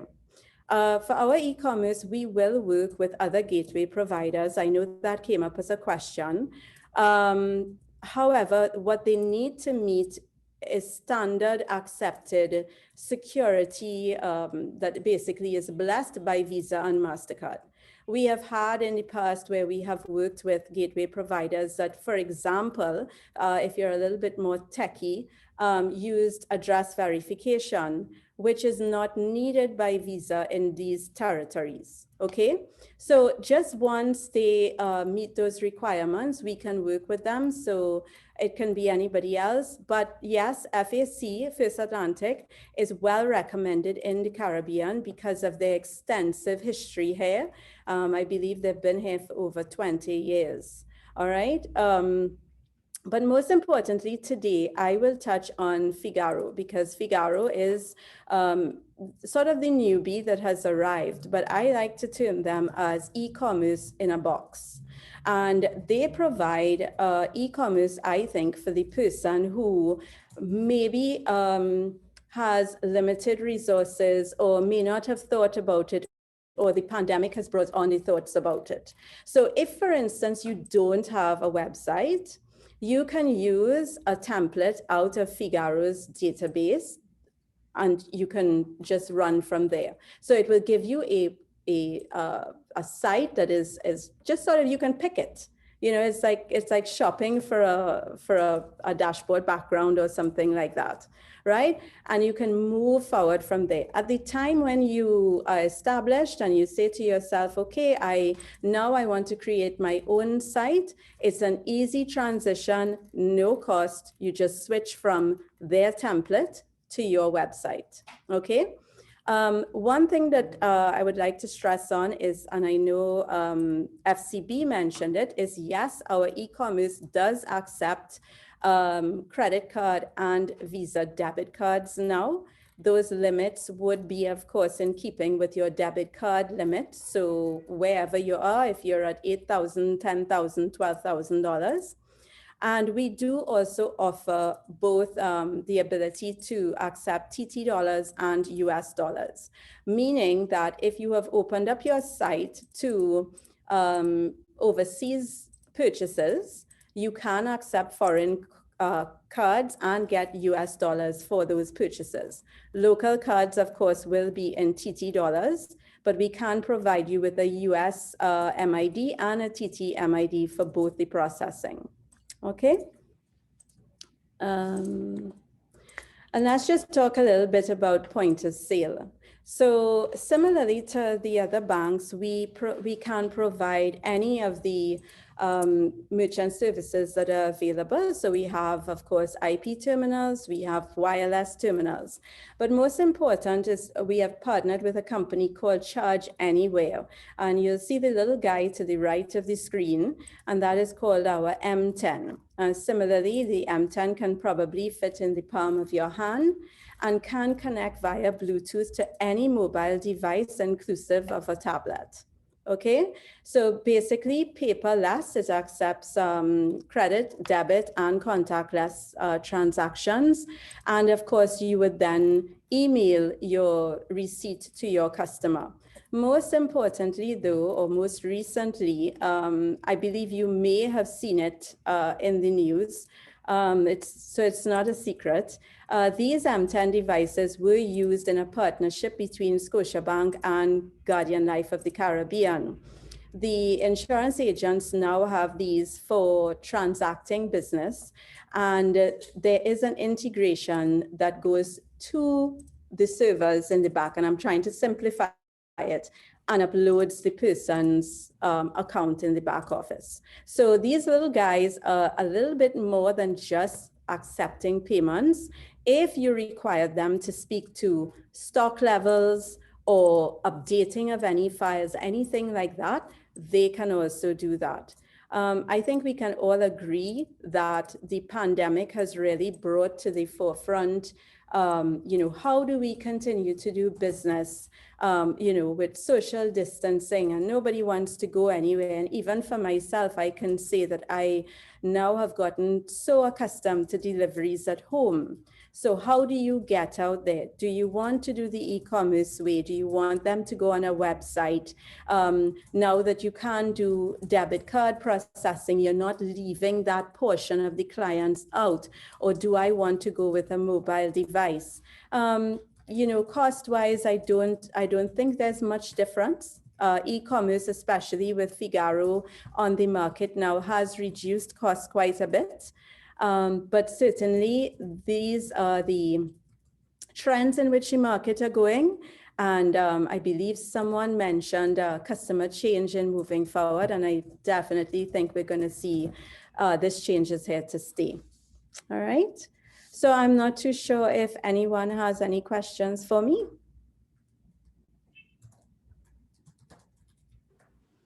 Thanks, Christina. Specific questions, I'm not seeing too much. Kwame, thank you. He has been being the banker's jargon translator for the crowd with some of the questions there. But Christina, I have a question. In terms of ACH, right, which has been around a very long time. But what has always surprised me is a lot of businesses really don't use it. And when I mean businesses, small businesses, contractors. I remember, renovating my home, and the contractor saying, well, I have to go because I had to go and pay. And I say, well, why don't you just pay them ACH? And he was like, what is that?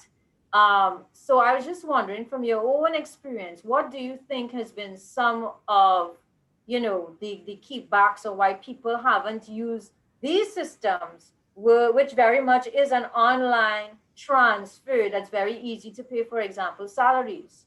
So in my receiverships, I actually pay salaries through ECH, and it's quite easy. Right. Honestly speaking, I think it's just a bit about knowledge. I've spoken to many clients and especially in this setting, and they weren't aware of what's available. You tend to find, very large, obviously, corporate looking for solutions to sort of streamline and so forth. But these facilities and services are available to anyone.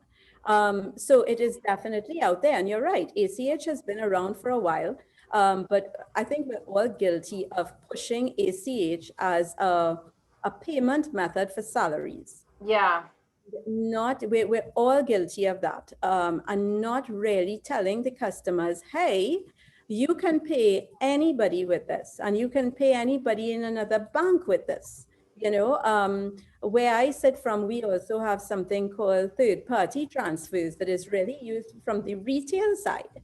And I can tell you, I pay everyone through that. Me too. So we need, and I'm pretty sure, I can't speak to the other banks, but I'm pretty certain that if you were to investigate what it's charging you to issue that check versus an online payment, you're going to see cost savings there if you decide to go electronically. Agreed. I have a specific question for you. Does Scotia offer a specific e-commerce payment solution similar to the other banks, ePay, etc.? Yes, we do. We do through Figaro, working with Figaro. So yes, we do. Cost, of course, everyone is asking this. I think what we'll have to do as one of the outcomes is just line up all the cost of everybody and put it out there for the participants so everyone can kind of have a view of what all the banks are doing, push the competition so we, the consumers, will benefit. Christina, I don't know if you can give some average cost of, setting up a whole e-commerce, getting your solutions going. Like, what would it really cost a small or medium-sized business to do this? Right. So off the top of my head, if I was just to speak openly and I had to make a decision today, I would say to a small, medium-sized business to first, if you've never done it before, to look at Figaro. And Figaro's standard cost, because they do run independently of us, but we act as that sort of go-between between client and Figaro. So we walk you through the process. However, you would have a relationship with them. Figaro's setup cost, now I am now going to talk in US dollars, okay? The setup one-time cost is $60 US. All right, so if we just run it by 7, just roughly, we can get where I'm coming from. And they have a monthly maintenance fee of $15 US, okay? So $60 US to set up, 15 to maintain, and then their transaction costs are normally 25 cents. Now those US again. Now, their transaction costs are also on a scale. So you will tend to see that decline with more transactions. All right, so the transaction cost you can kind of weigh depending on how many transactions you have going through the site. Okay, well, thank you, Christina. So what we're going to do now, last but not least, have our little international flavor here with representatives from Citibank. So there are a few people on. Renzo Angelis, who's the Vice President of Cash Market and Sales Head Citibank. I assume Citibank Trinidad. We also have Lucian Santana. Am I pronouncing you right there, Lucian? Who is going to bring to us, what's going on with Citibank. Also, what I've asked Citibank to do is also talk to us a little bit about what they see in other markets that might be more developed than us. What solutions do they see their small and medium-sized businesses, using or benefiting from? I also see Ricardo. I can't read your whole last name. Ricardo Mola, Maria. Okay, great. So I'm going to hand over to you, Renzo, and Citibank team. Thank you for joining us. Really, intrigued to hear what's going on from your side and LATAM especially, who we feel we have some similarity to, if not in numbers, at least in culture. No, and thank you, Maria, and the Ministry of Trade for bringing this opportunity to participate in the forum. And thank you for the introduction. Yes, I represent Citibank Trinidad and Tobago. I'm in charge of the transactional business, so it's a pleasure for us attending the call. And so, given the time, I'm pass the mic to Lucian, my colleague. She's responsible for the e-commerce business for Citibank Latam. She's based in Miami, and she will be sharing some best practices and trends about what Citibank is seeing in the e-commerce activity. So Lucian, the mic is yours. Thanks, Renzo. Thanks, Maria. So first, you pronounced my name perfectly. Thank you. So as Renzo mentioned, I'm based in Miami. I'm from Brazil. So I'm responsible for the e-commerce solutions in Latin America. This is a new area for Citibank. globally. We recently launched our e-commerce platform in the US, and we have plans in the next few years to expand that for other countries. But right now it is live in the US. Lucian, sorry, we're not hearing you very clearly. Your volume is coming up. Is this better? Yeah, oh, perfect. So I was saying that Citi launched our e-commerce platform. It's a global platform. It's called Spring by Citi, like the spring, the season. And this is now live in the US. We have plans in the next few years to launch it to other countries as well. But for now, it's in the US. And why now Citi has this new service, right? We are one of the largest payments and receivables banks in the world. And now we are venturing into e-commerce, the gateway side and the acquiring business side as well. This is particularly because of the e-commerce growth we see not only in our region, not only in Latin America, but also globally, even before the pandemic, right? Of course, the pandemic has been a catalyst for the growth of e-commerce, but even before that, our major clients everywhere, they came to us in every region and they would say, I bank with Citibank everywhere. I concentrate and consolidate my payments and receivables with Citibank, FX with Citibank. Why do I need to go to a fintech or to another provider to have my e-commerce solutions globally? So that's why Citibank decided to take this new opportunity and invest in the e-commerce business, particularly because of the growth and because of the importance of the e-commerce business to our clients.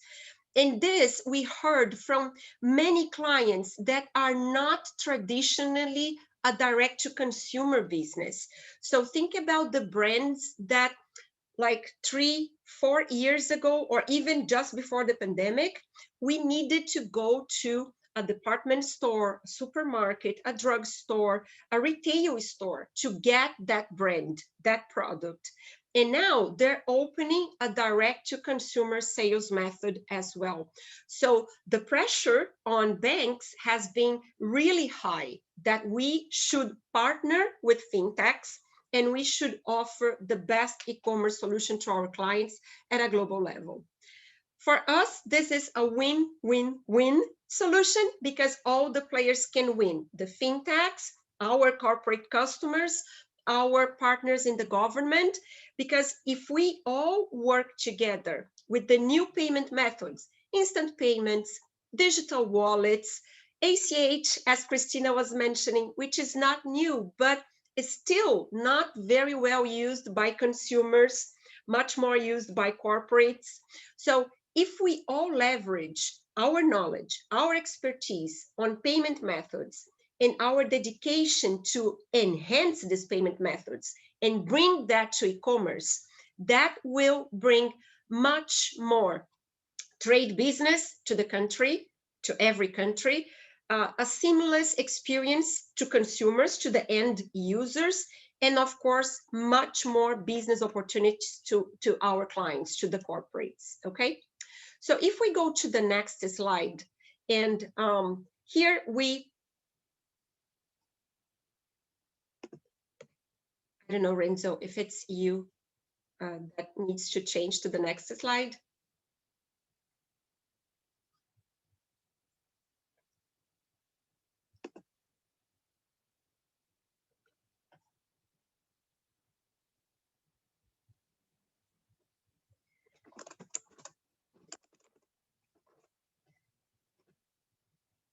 Hello, can you hear me?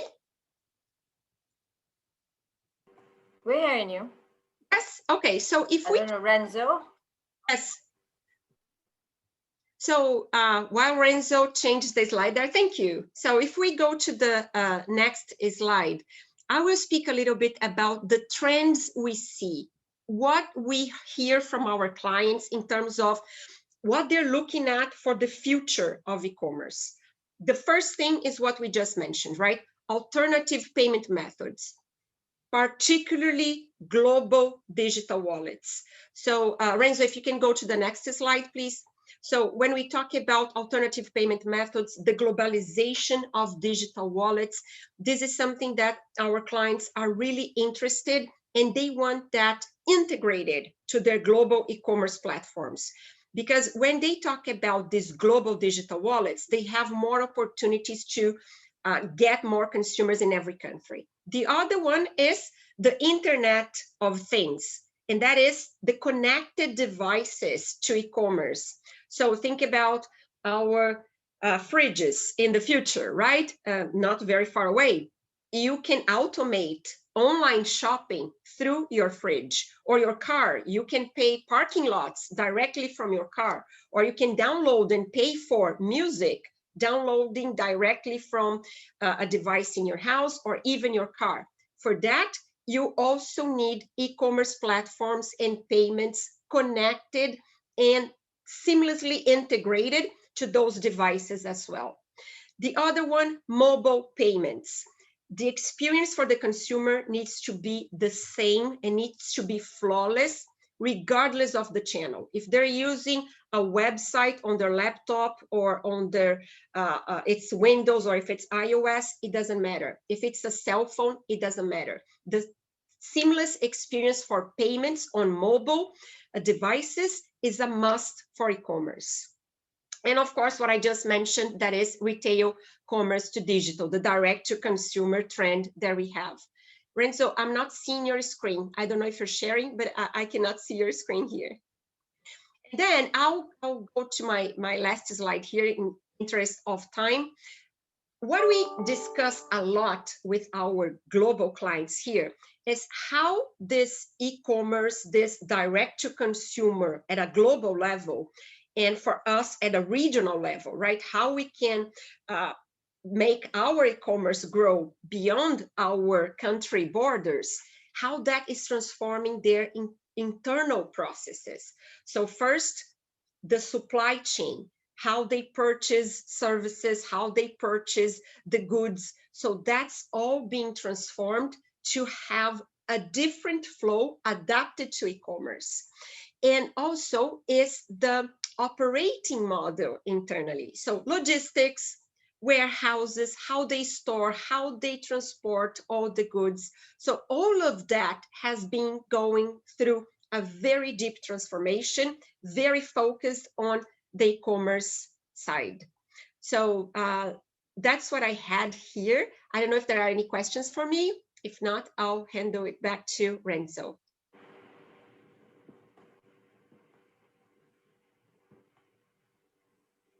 Thank you, Lucian. Actually, Renzo, we're not seeing the presentation, but Lucian, we didn't need it. You were, your verbiage was very good. What I would like to ask though, and I'm glad you came on board, because what we're seeing, of course, is that step further to what we were all speaking about earlier. So if you think about it, we're probably where you saw payment solutions 10 years ago. And, you know, really and truly, the Caribbean really needs to leapfrog.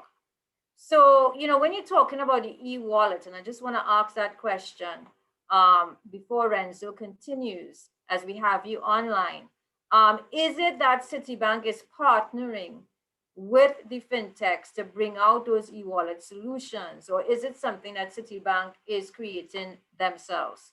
Because one of the questions we had earlier, which was actually for the other bankers, are the banks really looking to partner with other fintechs to bring the whole e-wallet solutions to our geography? Because it really, there are some options, but I wouldn't say it's widespread enough.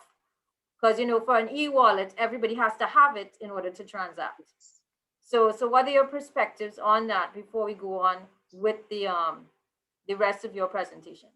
So I can tell you and assure you, we are already partnering with the fintechs and with the global wallets. So we have a public partnership, for example, with PayPal for this specific initiative that is live in the US, and we will roll out to Latin America, to Europe and Asia. So this is one of the examples.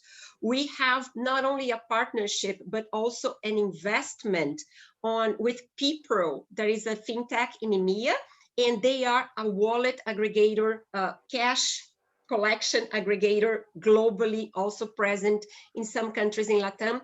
So yes, we are ready to partner. Different levels of partnership. Sometimes it goes up to investment and board seating and so on, as I mentioned. Sometimes it's more like a partnership to technical integration and simplify integration to our clients. But yes, we are partnering, we are open for that. The disclaimer is the usual, right? According to all the compliance rules, according to all the information security policies we have, but of course, we are ready to partner. Great. And one question we had, would the Internet of Things integration allow for automatic e-payment to suppliers? Yes, absolutely. And we see very large companies, and I can tell you, for example, public examples like General Electric has a very interesting project on that in the US, public on their website. They are doing that. They have the Internet of Things connected to in their production line, and the end of the production is authorize the payment. Right, and this really what end-to-end digital means, because it's the integration right through, which is really where you get the efficiencies, the cost benefits of the investment in the technology itself. Thank you very much, Luciane. This has been extremely helpful. Renzo, I'm going to hand it back to you.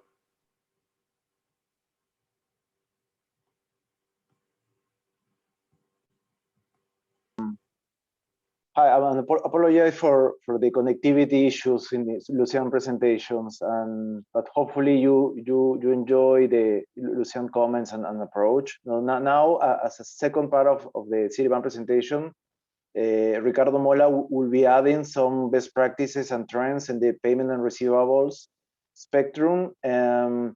He's in charge of the Caribbean and Central America product management. So Ricardo, please go ahead.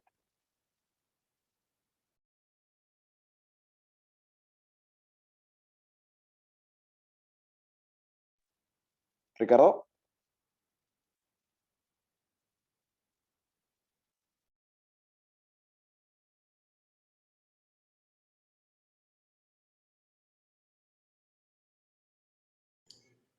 Thank you. I was on mute and I can't do this myself. So thank you, everyone. Thank you for having me here to this presentation. And it's amazing because taking advantage of everything that has been said so far. And by the way, great presentations. Congratulations to all until now. So we are seeing a more dynamic payment market. So this is moving so fast. So with more accessible technology than we had in the past. So this is, it's amazing because we had a lot of mobile phones with the people in connecting the people. We have large internet, cloud computing and something like this. So that means a change in some business models. That's important. As a market trending and market terms. So we have regulators more present in driving this change. And so all of the product, all of the business that we are looking for in the future, we are going to see more in other slides. We are stay together with the regulators who help us to changing the market related to this new situation. So with this changing of dynamic market, the payment markets, and of course the receivables and collections market, the transactions should be more digital. All of this part of transactions should be more digital.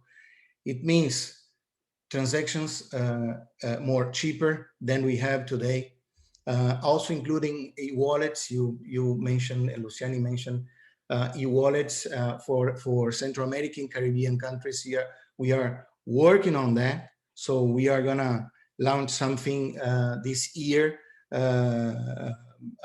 enable our clients to the seed banking clients to send a payment to wallets, the traditional payments directed to wallets. Other thing or other situation in this scenario is that we are in this we are looking for that the cash in circulation will decrease, so the cashless is real or should be real in this movement that we are seeing. And of course, the value, the amount of the transaction, the value of transactions, the trending is decreased. So aligned with this, we are seeing and participating some changes in the traditional market that we are operating, that seed participate and that seed has a presence. And this changing or this change called instant payment. So Renzo, see if you can change the slide for me, please. The instant payment collection. So that's I'm saying this is simple because this is changing a lot the market. So we are gonna have availability. We are gonna have more information than we have right now. And again, I mentioned again, we are gonna have low costs. So this is, as I mentioned, the transactions should be and would be more cheaper than we have today. Different that we have in cash, for example. We have good examples, bad examples for banks because the cost of transactions should be cheaper or the fees should be cheaper. But when I'm talking about the instant payment, we are bringing to the market good features that we don't have right now in some markets, like a tokenization, a really good functionality called request to pay. So we have, I know that we have a lot of difficulty in some markets with directed debit, because directed, this is very, very important. And I know that we have mandates, we have some other difficulties in some markets related to that. And of course, the QR code. So the QR code, this is a really, really best changing for our collection. So this is something that instant payment and collection will bring to us. The last slide that I can tell you before to move to Renzo is that what we are doing in our Central American Caribbean. I put here Americas, but we are talking more about the Central American and Caribbean countries. So I put here United States, of course, because I know that in the United States we have 24/7 transactions, real-time processing transactions. So this is by the way, this is new for United States. We have a complex market here in the United States. I'm saying here because I'm like Luciano, I'm based in Miami. I'm a Brazilian guy, but based in Miami. So we are doing something, or we did something good in Costa Rica. So we are gonna work to implement 24/7, but we have the faster payment in Costa Rica. We are moving to the instant payment in El Salvador as well. So with the local central bank and clearing. So of course, right now we are working Monday to Friday, but the idea for the future is to extend to 24/7. But the most important, and when CD or where CD can help and can participate. So we are moving to 24/7 in the future. So this is under development. In 24/7 in Panama. We are working 24/7 in Honduras, for example, and Guatemala. In those of this countries, we are participating directly in the innovation roundtable. So we are part of this innovation roundtable. We are working directly to the central banks to help them to change the market, to help them to change the scenario. And this is the same that we did in so many countries. So recently, Brazil launched their instant payments, amazing project, where Citi stay together with central bank and help them to build this functionality. The same in Mexico with CODI, and this should be amazing. So that's that I have right now. I'm gonna pass to Renzo to talk a little bit more about the local capabilities. But thank you again for having me here and to present this. And thank you, Ricardo. Maria, not sure if there are any question for Ricardo, or you would like to start with the third and final presentation. No, I say go ahead if you have other party presentation, and then everybody will come back on board, including you guys, and we will just have one set of questions to end off with, because we're running a little bit over time right now. Not too bad. Okay. And I think it's interesting, so I don't think anybody would really mind some extra minutes. So okay, Renzo, you go ahead. Okay, let's do faster. So what I would like to talk with you this morning is what's the value proposition of our City Direct B electronic home banking platform in the treasury activity. Okay, so my PowerPoint is not running. But I would like just to explain about the futures and how we see the electronic platform in Trinidad and Tobago. This is a global platform, which is the same in each country, and it's accessible for all the Citibank clients. So this is like and we see the platform for the benefit of the treasury activity and overall the companies, because the idea is that it will be like a single point of contact between the client and the bank. So you can download and get not only information about account statements or reconciliation reports. It's about how you can transact with the platform, and I would like to start in how we see the digital evolution and automatization. I'm going to share again my screen. This. Okay, so now you are seeing my screen again. So how's the journey of the treasury here? And so everything starts when you start to work with the platform, processing manual payments using what we call in the platform as performats. And this is a simple input from the platform. It's just a matter to upload a file. But then if you start to automate and create a straight process with Citibank, you can semi-automate, or even though you can reach to the full automation stage. What means full automation stage is what is well known in the market as host-to-host, which means that basically there is no manual intervention among the company with the bank.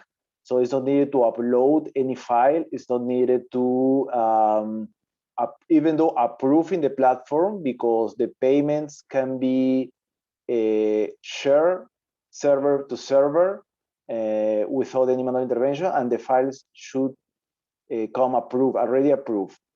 And what's the new trend, according to the evolution of the technology, is what is called the API integration, which basically means pure real time. API is just a matter to push a button and it generates a call in a simple words. And a call means that Citibank received this message and the message contains the information that the client wants to receive or wants to send. So it could be applicable for a payment, for processing a payment, or it could be applicable for any different report that you would like to receive, or the status of the payments, or your daily balance report, among others. Right? So this is how we foresee the integration of a company with electronic home banking platform. And again, it is a journey.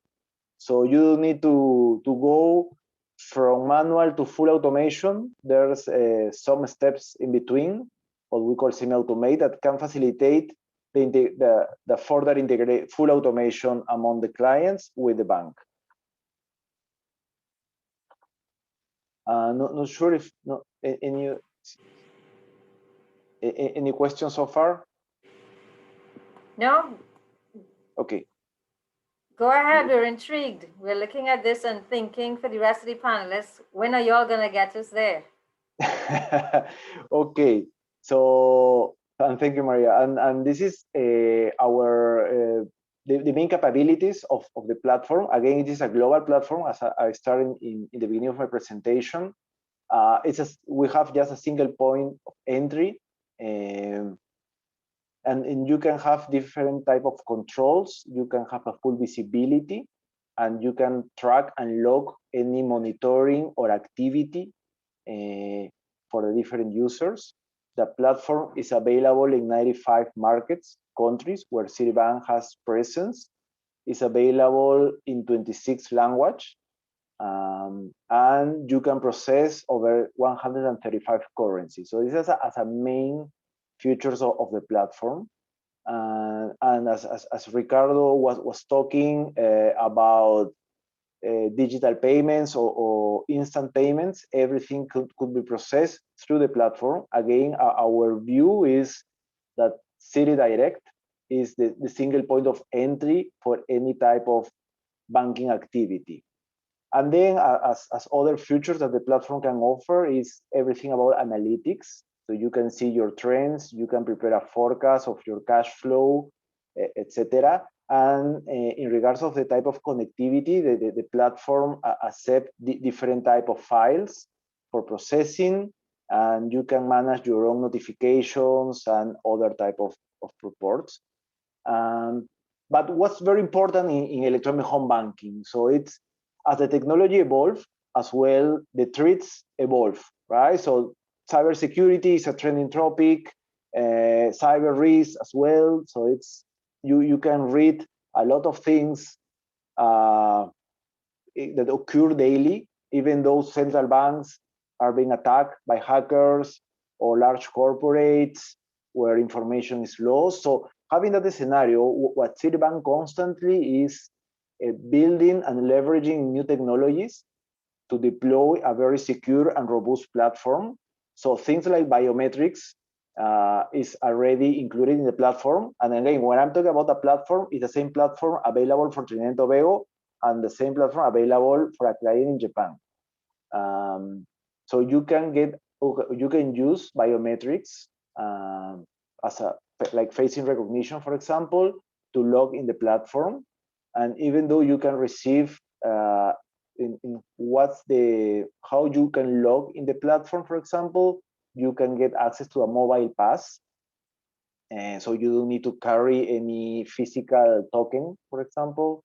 And you will have a single password for accessing in the platform. And in regards of the security, there are some malware detections, and we are constantly assessing and analyzing any potential threat because at the end, this is a platform and there's plenty of information, and that's the role of Citibank as well, to protect our clients. And in how to avoid any frauds that as well could happen in the platform, we have some features that I'm going to explain a little bit further, but using intelligence and artificial, you can track any abnormal transaction or something which is out of the normal behavior in the payment activity or in the time where the user normally logs in the platform. So among different things. So I don't want to disincentivate the users of electronic platform. It is more like a heads up about how Citi take care of our clients, and we are constantly thinking how to improve the security of the platform as well.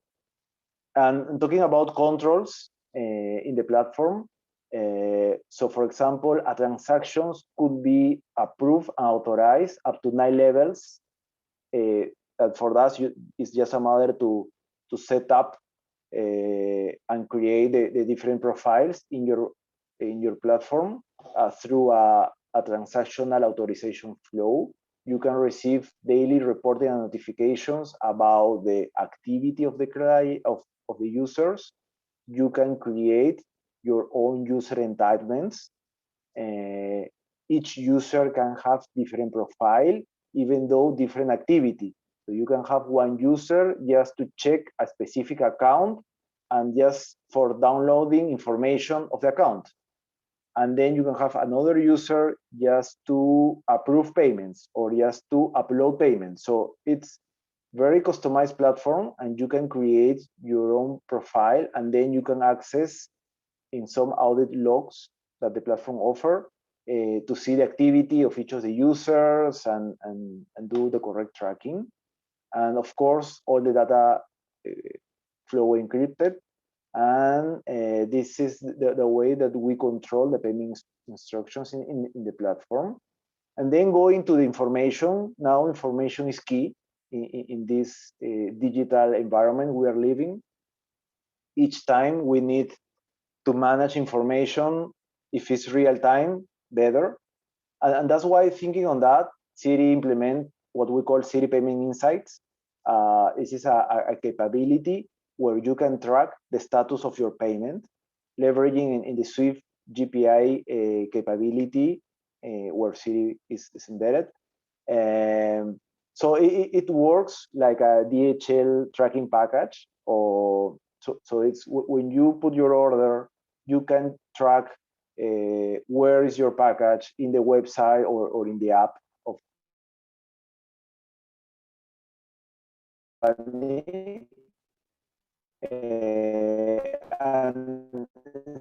here in the, or it is in the beneficiary, bank beneficiary of the transactions, etc. And so this is full visibility and information about the status of your payments. And this is finally the other features that I would like to highlight here in this forum is what we call Citi payment outlier detections.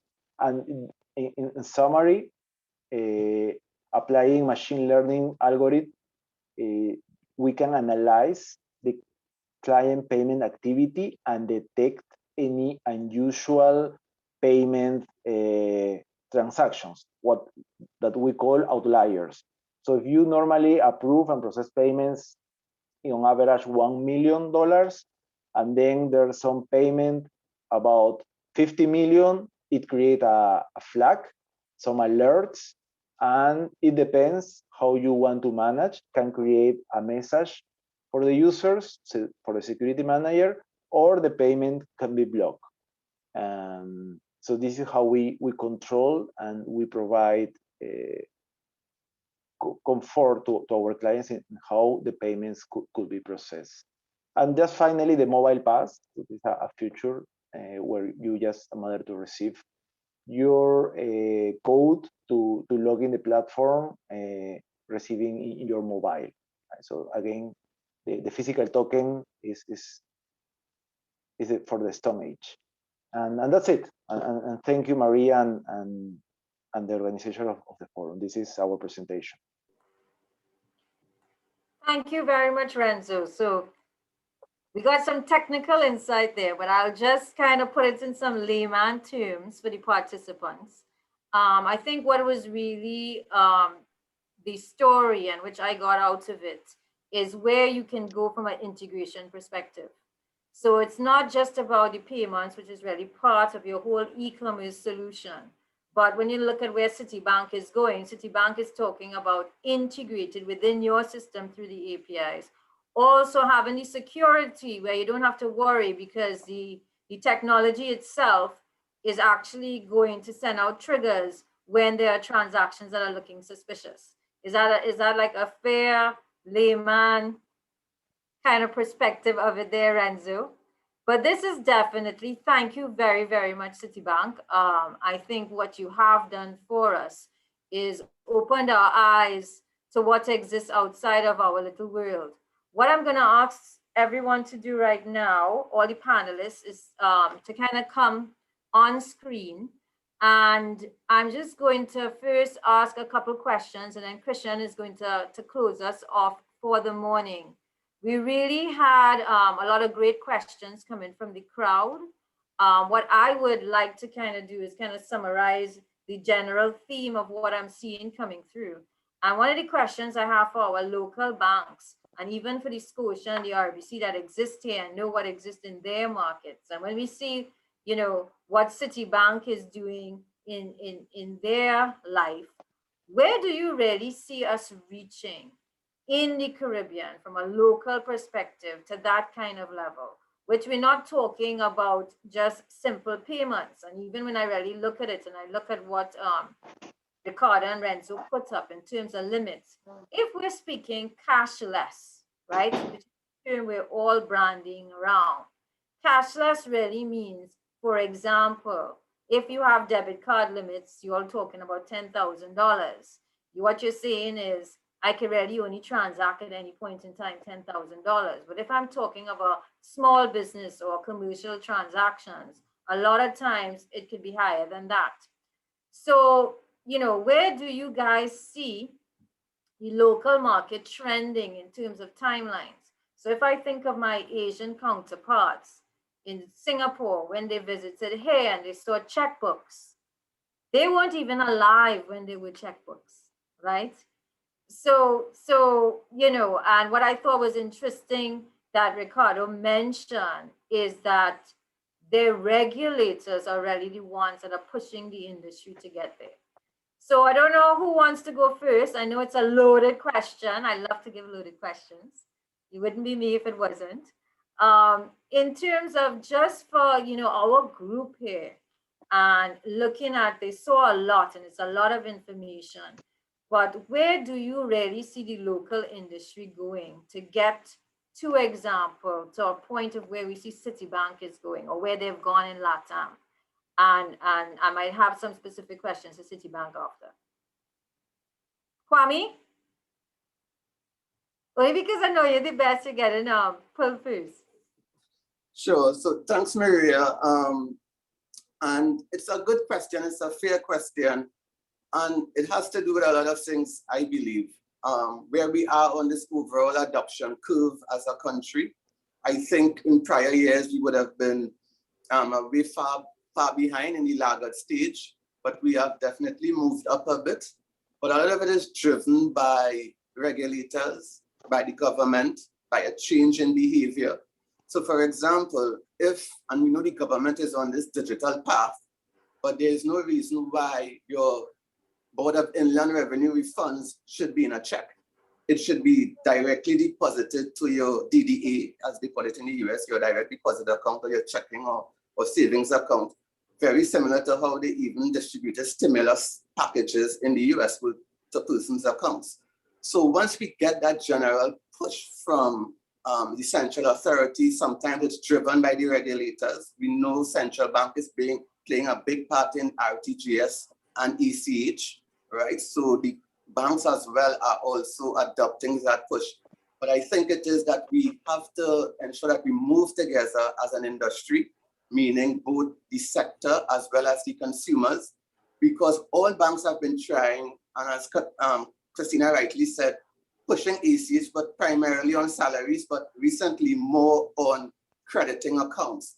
And still there is this penchant for writing a check. There's this penchant for coming into the bank, notwithstanding the best efforts that banks have done in the past. So we believe that there has to be a shift in the consumer mindset, and some things drive that. We know COVID really forced persons to do a lot of more online banking. So we see a lot of an uptake in the registration for our online banking, but also where the government and the regulators and even some of the industry partners also go to that direction in ensuring that we do a lot of our transactions cashless. For example, you mentioned our limit for e-commerce transactions on the domestic card. We are now starting off, we are trying to minimize the fraud. Remember, this is not a credit card. This is your debit card linked to your account. So if you have a $300,000 account there, and God forbid there's some unauthorized purchase there, we don't want all of your funds to be, gone in a soup. So we are ensuring, one, that the fraud measures are in place. Each bank has their own fraud prevention measures and fraud protocols they follow. As an industry, we will agree as we move the limits forward. But for example, we have agreed that tap and go, that contactless transaction will be a small amount versus if you're doing a larger ticket purchase, you wouldn't want you to do a tap and go for a refrigerator, right? But tap and go for a quick takeout food, $35 versus $5,000. So these are some of these things we are working together as an industry. The US and these other markets are a bit more mature, I see, on the adoption curve. So they understand and we can benefit from some of these threats. They have seen some of the mitigation measures they have put in place. But as an industry, I can say that we are seeing a reduction in checks being processed. We are seeing, the adoption of more electronic transactions. We want to see more, particularly in things like ECH. And I believe once government fully adopts being an acquirer for debit card services, for passport, driver's license, all of these government services, birth papers, etc., you will see more and more confidence and more usage in card transactions, and it will become really and truly a cashless society. After that, I would like to say very soon Republic Bank will be launching a new product. I can't say much more on that. That speaks to this very, very topic we are talking about, cashless societies, mobile wallet. Very, very soon, it's imminent. And we have already gotten the regulatory approval. We have been doing all the background work to make sure it works fine and it's above standard and it's best in class. So we are there and we are moving towards that cashless society, I believe. A little bit slow, but I think we are getting there. Mark, anything you want to add? Anybody else want to add to that? Feel free. Just to add that, Don't have a whole lot of time, so I'm sorry. I agree and endorse everything Kwame said. I think though that the government as well is on a path to introducing digital payments. I mean, we have worked with them to introduce e-commerce for their BR office. You can now order your birth papers, your wedding certificates, all your marriage certificates, all these things online. And several of the ministries are now pushing towards e-commerce. So they are making the move a little slower than we would like, but the move is there. As Kwame echoed, there are some things upcoming in the pipeline that First Citizens is working on to really leverage, the digital payments and to make this the norm. Unfortunately, I can't say much at this time, but I think sessions like this really, in terms of educating the masses and educating the SMEs and the customers, will really go a long way towards adoption of the existing and new digital payments. Yep, and I think that's the responsibility that we have, right? Because if there's no demand, then nobody is going to bring the supply.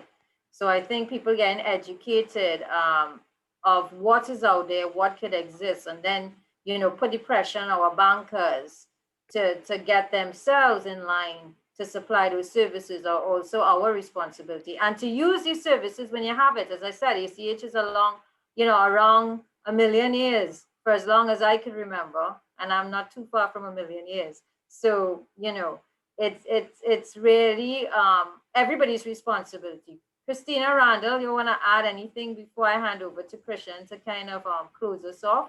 What I would just say to everybody with the questions, if you guys afterwards could probably just scroll through the questions that are specific to you guys, to each bank, and try to, maybe we could organize to get answers to people that have been specific to each bank.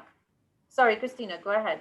Yeah, I was just going to say, so I'm in agreement, of course, with Kwame as well, but I do think that this is twofold. So when I say twofold, meaning I believe that if our businesses, our companies push the banks for more automated services, then regulators will have to step in line. Okay. I believe, as you say, the sort of demand, I believe we are all have a part to play and we can push this, all right? And as I said when I was chatting before, I do believe that ACH has been marketed sort of it's for salary processing, and it's so much more than that, right? Yeah. The only part where we need to be cautious, very cautious is, and I think everyone over time we know have been affected by this, meaning the banks, is fraud. And a lot of these limits are set to protect the customer, to protect the company, and to protect the banks. So security features are going to play a huge part in this. And of course, we are going to have to keep an eye on what is safe, what we have a handle on, and how cautiously we move forward. Agreed.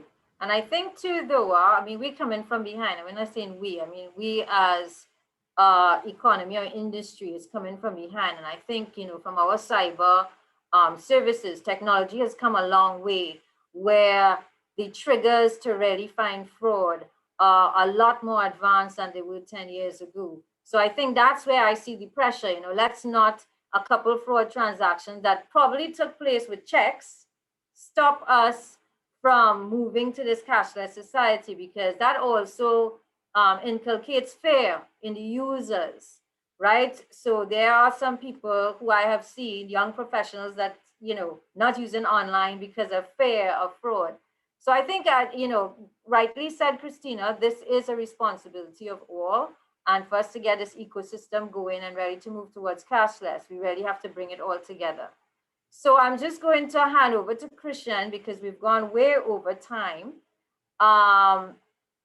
Unfortunately, somebody was asking about voicing questions, but Christian, I don't know, in terms of wrap up, we don't really have much more time. I don't want to overstay my stay. So I'll hand over to Christian, and if he feels we could take other questions afterwards, then we would. Sure, thanks, Maria. Well, actually, this will be very quick. 1 minute, 33 seconds tops. I just want to bring something to everyone's attention. There's one of the services that we offer at Export TT that could probably assist with e-commerce integration and a lot of what we spoke about this morning. So Export TT, we are the National Export Promotion Agency. We are an agency of the Ministry of Trade. One of the services we offer is something we call co-financing, where we would reimburse companies the costs that were incurred for certain export-related activities. And one such activity that we have recently added to the suite of co-financing that can be reimbursed is, in fact, the first-time website development for current or potential exporters.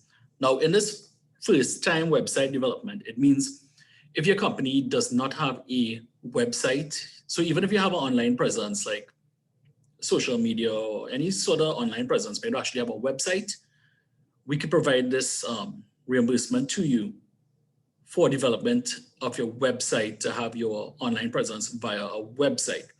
This is for first-time website development.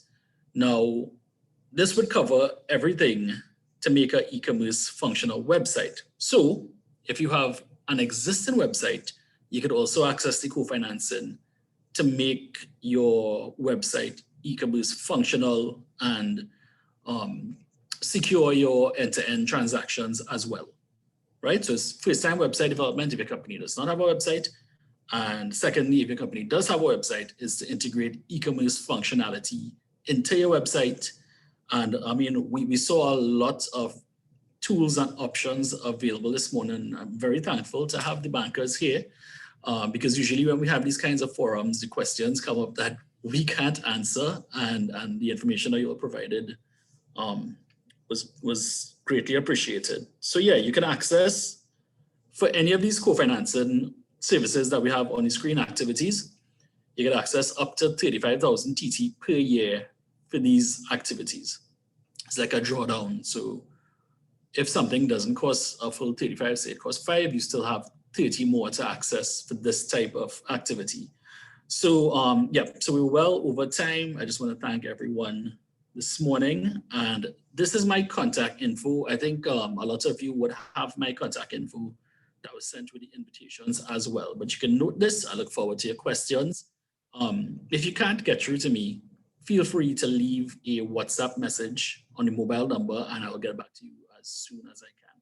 So thank you all very much. Thank you, Christian. Thank you, everyone. Just a very quick close-off question. because I think it's really relevant for the participants. And this is to our banking panel. You know, there's this point that, you know, everybody's reaching out to the SMEs. You see it in the marketing, you see it out there. This whole seminar is ready for the MSMEs as well. But there's a feeling that, you know, the banks say they want to help SMEs, but there's so much red tape around it. So even to get to the e-commerce, just to get access, I think I mentioned this before, just to get access.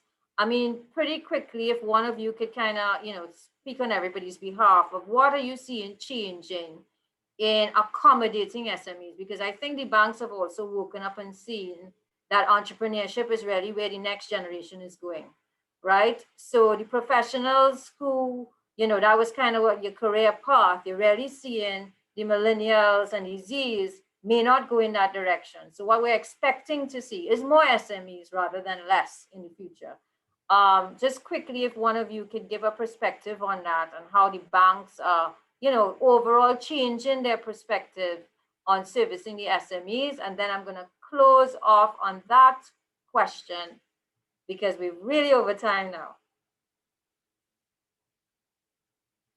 Don't all run to answer.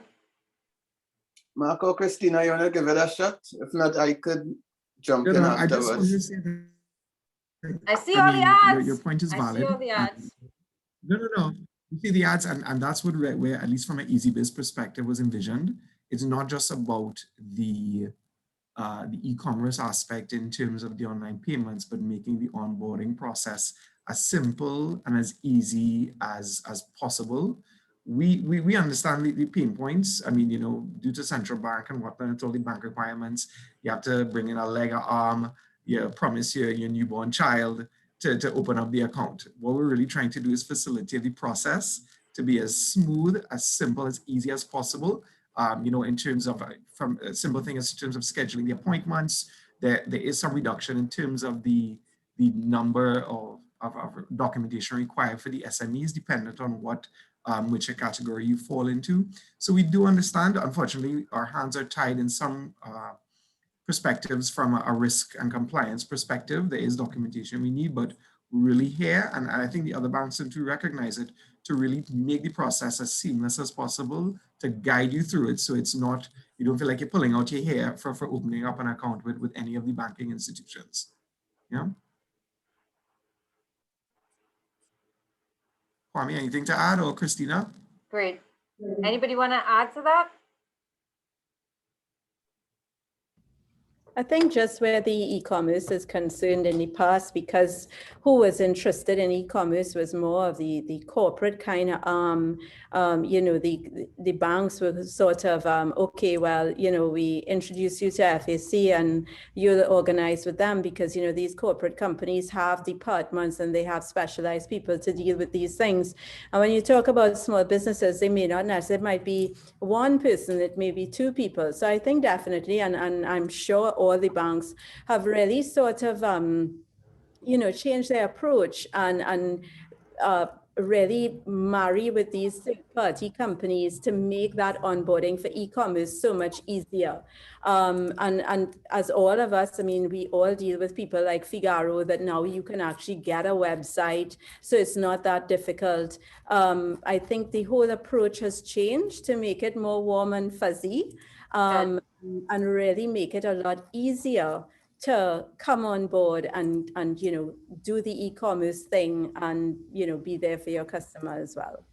Yeah, Okay. I just want to quickly add, we have to marry, as Mark and Christina is saying, the KYC, which is know your customer. I know that's another acronym, guys, apologies, but know your customer with the ease of doing business and the ease of that requirement.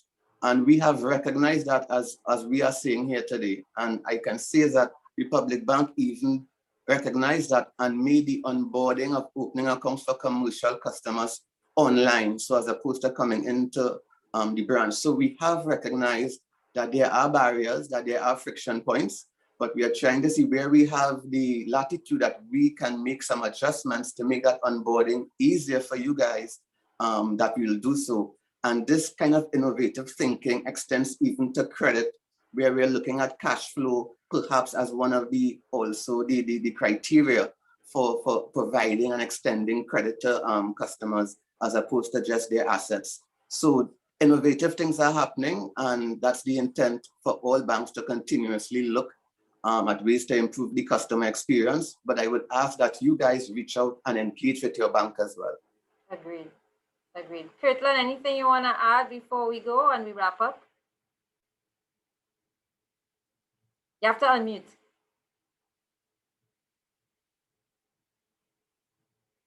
Oh, they're probably not listening. You're not unmuted yet, Kirtland. Administrator, you probably need. Okay, great. Go ahead, Kirtland. Yes, sorry about that. What I would say is, and we recognize and use on borders. Things that are we have that the customer process. You don't need to now just visit a branch and grasping at branches in the dark. There's someone you contact them, they walk you through the process, and we only deliver to you. Everything on at home and personalized with you to collect and then you can in the social media will really help you through all that would previously been. Great. Your connection isn't the best, but I think we heard the gist of it. Apologies, job I don't.